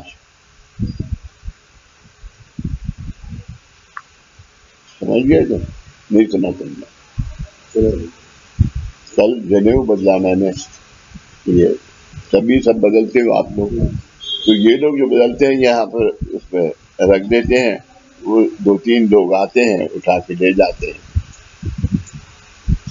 लेकिन मैं जो जनेऊ बदलता हूँ उसमें किसी कारण से दादा की बताई हुई मैं 3 दक्षिणा रखता हूँ, एक 11 रुपए जनेऊ के, 11 रुपए फकीरी के और 6 रुपए और। तो वो आदमी आया और संजय को उसने बुलाया और संजय से उसने कहा कि मुझे वो जो जो बास्केट में वो डाल देते हैं और तुम लेके आते हो, मुझे वो पैसा चाहिए, वो पैसा चाहिए। तो मैंने उसे 500 रुपये और दिए। मैं नीचे आया जब तक तो वो चला गया, लेकिन फिर मैंने रख दिए, यहाँ तो गायब हो गए।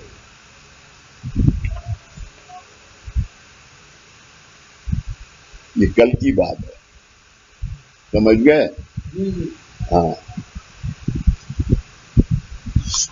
ऐसा ये मार्ग है।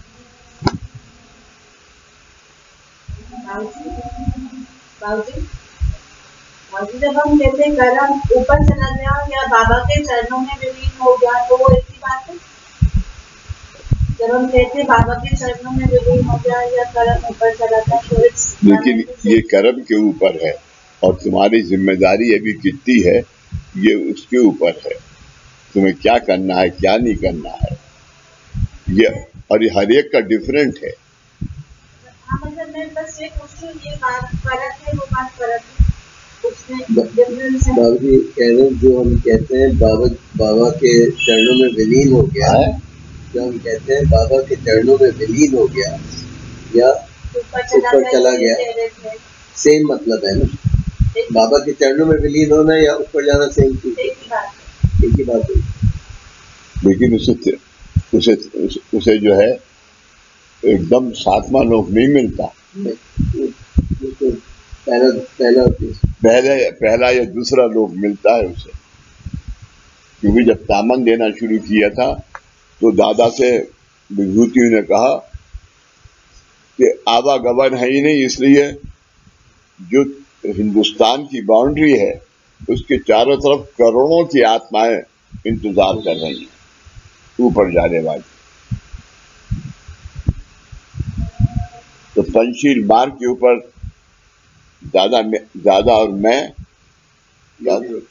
लोधी गार्डन में शाम को जाते थे, और शाम को जब जाते थे तो वहां से क्या कहते हैं, लोधी गार्डन 5-6 555 की सिगरेट के पैकेट दे जाते थे दादा, और सिगरेट पीते थे। चलो जाओ तुम, चलो जाओ तुम। सिगरेट यानी जलाया तो कोई और दूसरा, फिर घर आते थे। दीपक, मेरे पास एक फिएट गाड़ी थी, छोटी फिएट 800 है, हाँ। उसमें के बाबूजी मैं अपनी गाड़ी में नहीं जाऊंगा, तुम्हारी गाड़ी में। क्यों करते थे दादा ऐसा, ये तो मुझे बाद में बताया। क्योंकि उनकी गाड़ी में जाएंगे तो 85 आत्मा उन्हें घेरेंगी, लेकिन मेरी गाड़ी में दादा बैठे हुए हैं तो वो आत्माएं नहीं घेरेंगी। अब इसका रीजन, इसकी वजह इसे मैं नहीं बता सकता।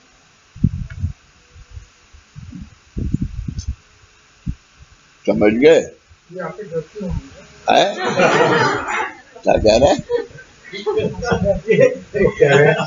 वो आत्मा आपसे डरती होंगी, ये आपसे डरती होंगी, आत्मा में आपसे डरती होंगी।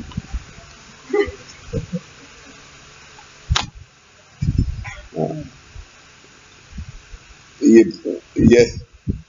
क्या, ये किसमें काम करते थे? हैं? पूसा इंस्टीट्यूट नहीं है ये। आगे तुमने रिसर्च करते करते करते करते धरती को नंगा कर दिया तुमने। बाबूजी, ये कोई साइंटिस्ट का काम नहीं है, ऊपर वाला भी साइंटिस्ट ही है जो बनाया है। जब फिजिकल बना के बैठा दिया है पूरी पृथ्वी पर। गलत। और लड़ाई करने के लिए आदमियों को बताए। गलत गलत गलत। ईश्वर वाला तो रक्षक है, लेकिन आदमी जो है वो भक्षक है। क्रिएटर, प्रिजर्वेटर, डिस्ट्रॉयर, अपने हम डिस्ट्रॉय कर रहे हैं पूरी पृथ्वी को। जितने आदमी बैठे हुए हैं सबसे बुद्धि तो मिली आदमी को।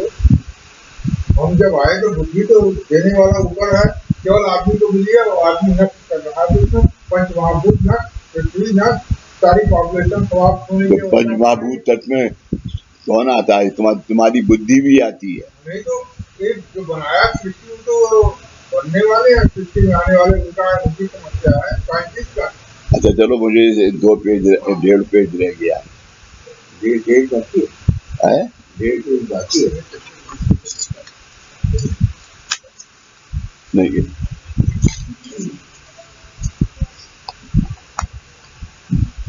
अतुल टोका नहीं, मुझे डर लगता है कि ये टोक नहीं देंगे। अगर आप विभूतियों ने अपने कृपा आशीर्वाद से मानवों को संचित अवस्था के इस कर्म ऋणानुबंध का विमोचन कर दिया। संचित ऋणानुबंध, संचित ऋणानुबंध क्या होते हैं? जन जन्मांतर के यहाँ पर यहाँ के भी हो जाते हैं। हाँ, किसी की मृत्यु हो गई, लोग क्या करते हैं, हमारे पास इतना टाइम नहीं है, वो तीसरे दिन सब कुछ खत्म कर देते हैं। बहुत गलत है। करते हैं नहीं? जी, जी क्या? लोग समाचार उत्पन्न करते हैं और रिलीज तो होता है।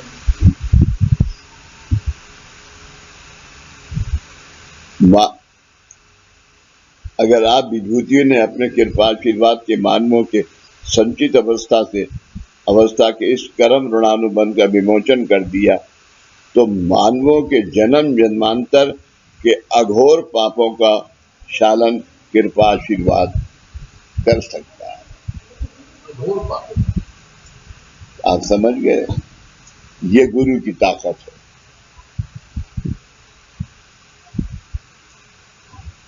ये ज्ञान आपको प्राप्त होगा और ये लोक में मानवों के जीवन की सेवा करने से ही ये ज्ञान आपको प्राप्त होगा। मानवों के जीवन की सेवा करने से।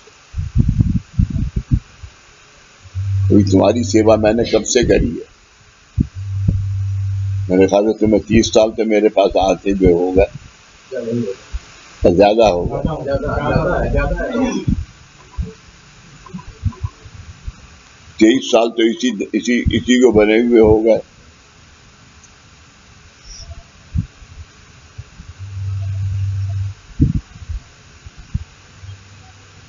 तुम्हारी बीवी नहीं लेके आती तुम्हें, तुम आते भी नहीं, तुम अपनी रिसर्च में ही लगे हुए थे और तुम्हारी इतना अहंकार था रिसर्च का। नहीं, तो कर्म था, सब कुछ ज्ञान का होता है। कर्म का अब करो तुम हो, कर्म को दोष दो। नहीं बाबूजी, जब पूरे कंट्री में खाने के लिए नहीं था, मुझे जबरदस्ती फूड एग्रीकल्चर पूरे इंडिया का बनाया गया कि जितना एक चीज का ट्रेन है वहीं तक किसी स्टेट में कमी हो, तो हमको तो करना पड़ा। करने में कितने भी कर्म सबको अकेले कितने चीजों को पकड़े, कितने जानवर मारे। चलो, ये ज्ञान आपको प्राप्त होगा और ये लोग में मानवों के जीवन की सेवा करने से ही ये ज्ञान आपको प्राप्त होगा। और जो आप सेवा करोगे, आज फर्ज कर लीजिए, आज जो इस मार्ग में इतने लोग बैठे हुए हैं, ये उस सेवा का नतीजा है, वरना आप नहीं बैठ आते यहाँ पर।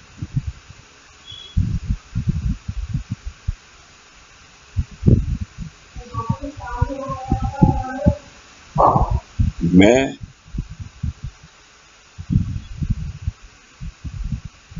मेरे ख्याल से 30-35 साल से किसी मंदिर में नहीं गया हूँ।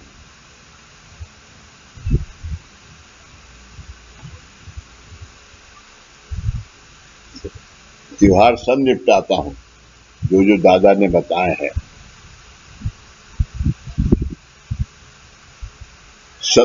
सबसे ज्यादा और प्रखर सेवा क्या है हम सब की? नवरात्रि। बाबा ने जो काम किया वो नवरात्रि करके, इसलिए देवी की पूजा जरूर है वो, मगर कौन सी देवी? नौ देवी। सरस्वती लक्ष्मी। नौ नहीं, महाकाली, महासरस्वती, महालक्ष्मी। उनका अलग अलग रूप। अलग अलग रूप है। अब ये 3 महाकाली, महालक्ष्मी, ये सबसे पहले महाकाली, फिर महालक्ष्मी, फिर महासरस्वती, इसलिए इस मार्ग का सबसे पहला ये जो बच्चे पढ़ते हैं यहाँ स्कूल रखता है, ट्यूशन है। आज रामकुमारी और इन लोगों में कितने बच्चे जाते हैं पढ़ने, सबकी फीस जाती है। तो आज ये जो रखा है वो एक चौकीदार है यहाँ पर, उसका बाप, और उसका बच्चा यूनिवर्सिटी में पढ़ रहा है।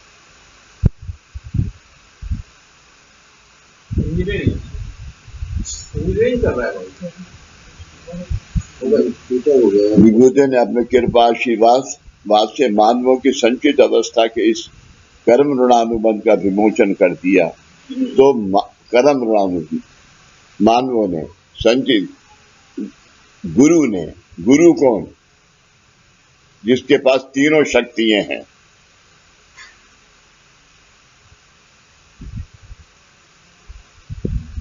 और वो जब मानव का ऋणानुबंध करता है तो कौन है? सूफी, जो कहता है कि दो उसका भला, जो ना दो उसका भला। तूने मुझे दिया लोहे का पैसा, खुदा मालिक तुझे दे सोने का पैसा। ये ज्ञान आपको प्राप्त होगा और यूरोप में मानवों के जीवन की सेवा करने से ही ये ज्ञान आपको प्राप्त होगा। इस तरह मेरा परिपूर्ण कृपा आशीर्वाद आपको प्राप्त हुआ है, उसका ज्ञान आपको मेरे पास बैठने से नहीं होगा। इसलिए आप परलोक से ये लोग जाने के लिए तैयार हो जाइए। मैंने इस चराचर सृष्टि का निर्माण किया है और मैं प्रत्येक मनुष्य में जीव इस स्वरूप में प्रत्यक्ष हूँ, लेकिन मनुष्य अज्ञानवश अपने बहुमूल्य जीवन का नाश कर रहा है और उसके कारण उसमें स्थित मेरा अस्तित्व, परमात्मा कह रहा है, मेरा अस्तित्व के लाभ से वंचित हुआ है। मेरा अस्तित्व के लाभ से वंचित हुआ है। वंचित समझ गए ना? समझे?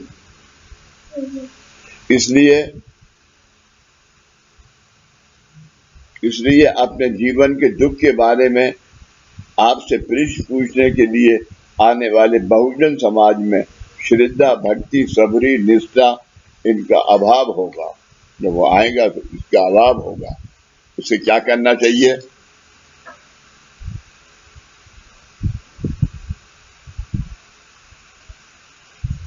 क्या करना चाहिए?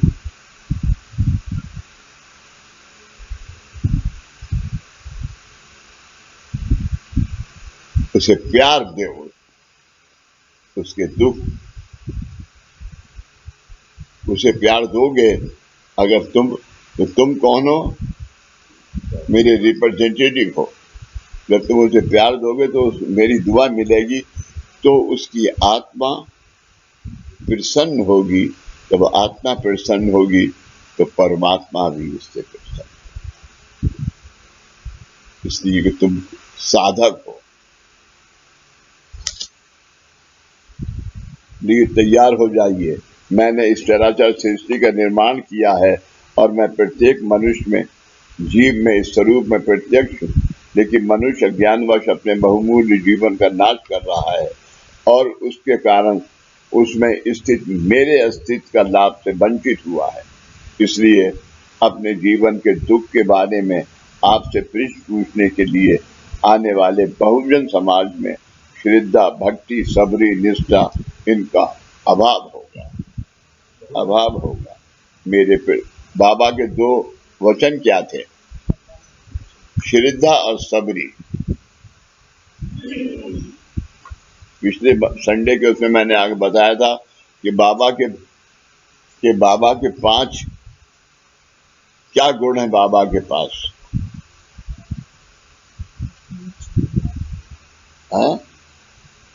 कटोरा, भीख मांगना। बाबा भीख मांगते हैं तो उससे ये नहीं है बाबा ने भीख मांगी तो तुमने अपना कर्म दिया।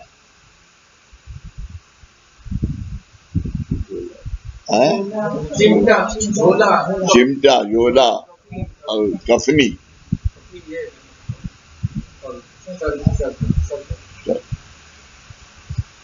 वंचित हुआ है। इसलिए अपने जीवन के दुख के बारे में आपसे पृष्ठ पूछने के लिए आने वाले बहुजन समाज में श्रद्धा, भक्ति, सबरी, निष्ठा इनका अभाव होगा। माधव जब दादा की पादुका लेके मैं अमेरिका गया, डेवनपोर्ट पे जाके स्थापित करी, और एक गुरु भक्त थे अपने कलकत्ता के, बॉबी, क्या वाइफ का क्या नाम था?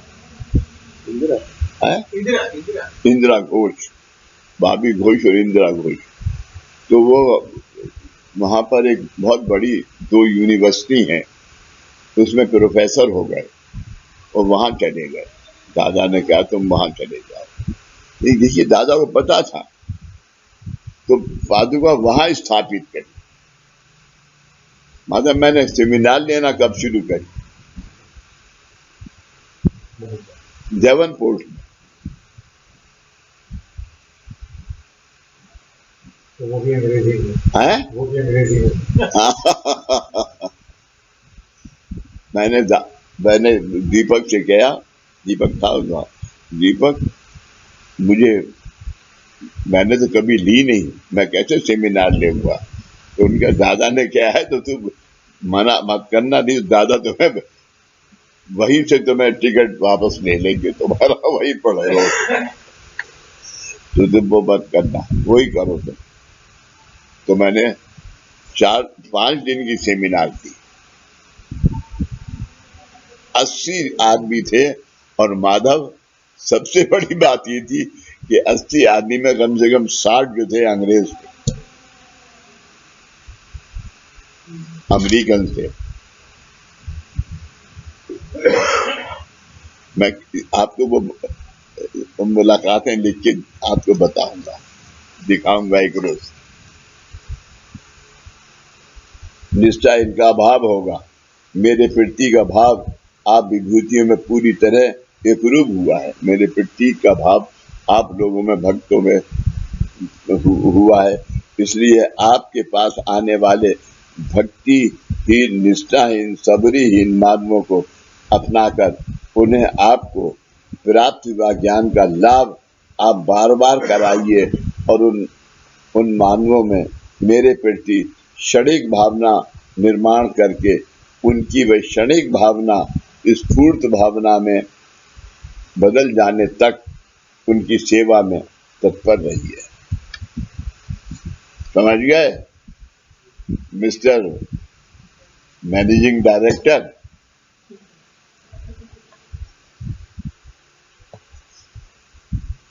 मुझसे प्राप्त हुई कृपा आशीर्वाद का लाभ और ज्ञान प्राप्त होगा।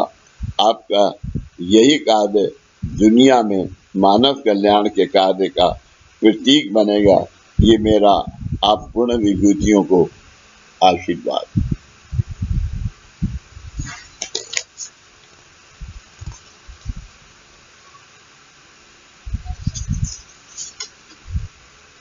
परम पूज्य हाजी बाबा ने ये उपयुक्त मुलाकात हम भक्त भावियों के कल्याणार्थ निवेदन की है।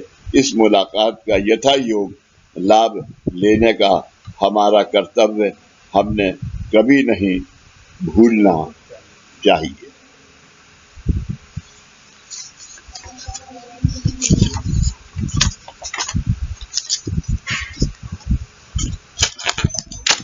हाजी बाबा ने परमात्मा से कहा कि मैं भी अल्लाह का काम करना चाहता हूं, तो मुझे भी ख्वाजा का दर्गा दिया जाए। तो उनका तुम्हें ख्वाजा का दर्गा नहीं दे सकते। तो उनके हजूर क्यों? तो उसमें 3 आदमी थे ख्वाजा का, एक हाजी बाबा, ख्वाजा बंदे नमाज और सलीम चिश्ती। तो उनका ये दोनों ख्वाजा हैं, मगर तुम नहीं हो सकते। उनका वो क्यों? उन्होंने कहा कि हिंदुस्तान के अंदर बॉम्बे सबसे, जो लक्ष्मी जहां पैदा होगी वो जगह बॉम्बे है। तो तुम यहां पर रहो और यहाँ पर जो जो पैसा है उसकी देख रेख करो, या हर आदमी उसका सही इस्तेमाल करे। आज तक हाजी बाबा पता है आपको क्या करते हैं? रोज रात को हाँ, पहाड़ से उनका कल्याण, मेरे ख्याल से कल्याण स्टेशन है, उस स्टेशन से भी करीब 5 घंटे लगते हैं, पैदल जाना होता है और इतने से पत्थरों के ऊपर चलना होता है। 2 दफा गया हूं मैं। तो हाजी बाबा ने ये काम संभाला, तो उनका मुझे ये संभालना है तुम्हें, तो परमात्मा ने ये दिया है, तो तुम कैसे हाजी हो सकते हो? हाजी तो वो है कि जो मुझसे 2 दुनिया को वो करते हैं। क्योंकि जितने भी दरगाह हैं, तो वो जो रोशन चिराग तक वो जो भोरी नहीं होती जिसमें चीनी गेहूं वगैरह भरते हैं, उसके ऊपर बैठते थे, और जब आपने 2 रुपए डाले तो उन्होंने वो बोरी उठाई, 2 रुपए, और शाम को सब बांट दिए। नमाज पढ़ने लोग आए कि तुझे इतनी जरूरत है, इसकी जरूरत है, ये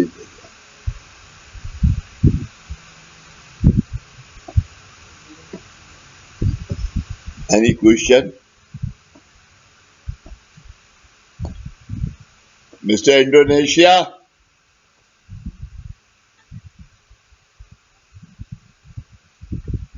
डेढ़ बज गया। जोगेश आंखों से दिखा रहा है नाराजगी, कितना है नाराज, कि 1 बजे उठना चाहिए था।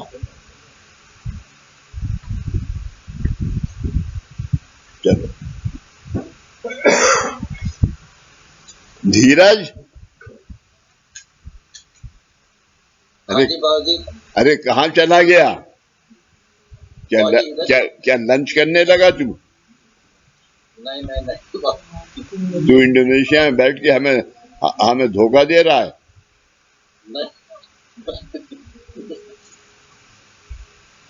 चल ओमकार कर।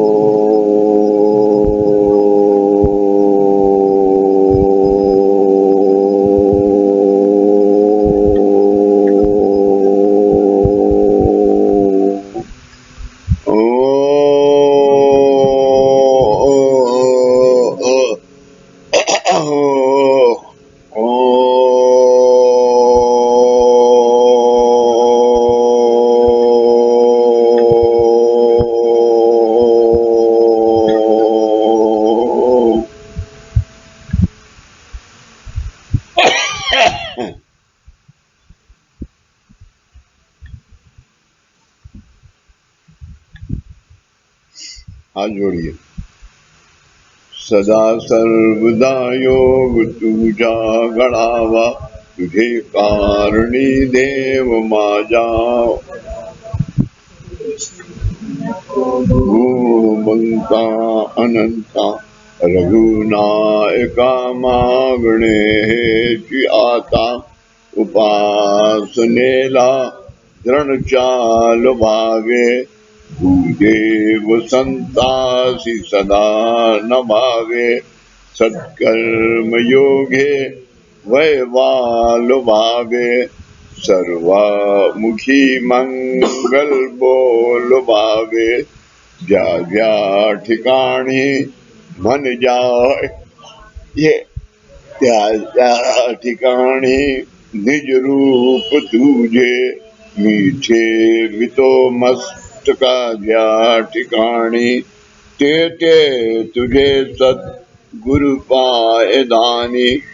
सच्चिदानंद सद्गुरु साईनाथ महाराज की जय। श्री गुरुदेव दत्त सदानंदाचा एलकोट।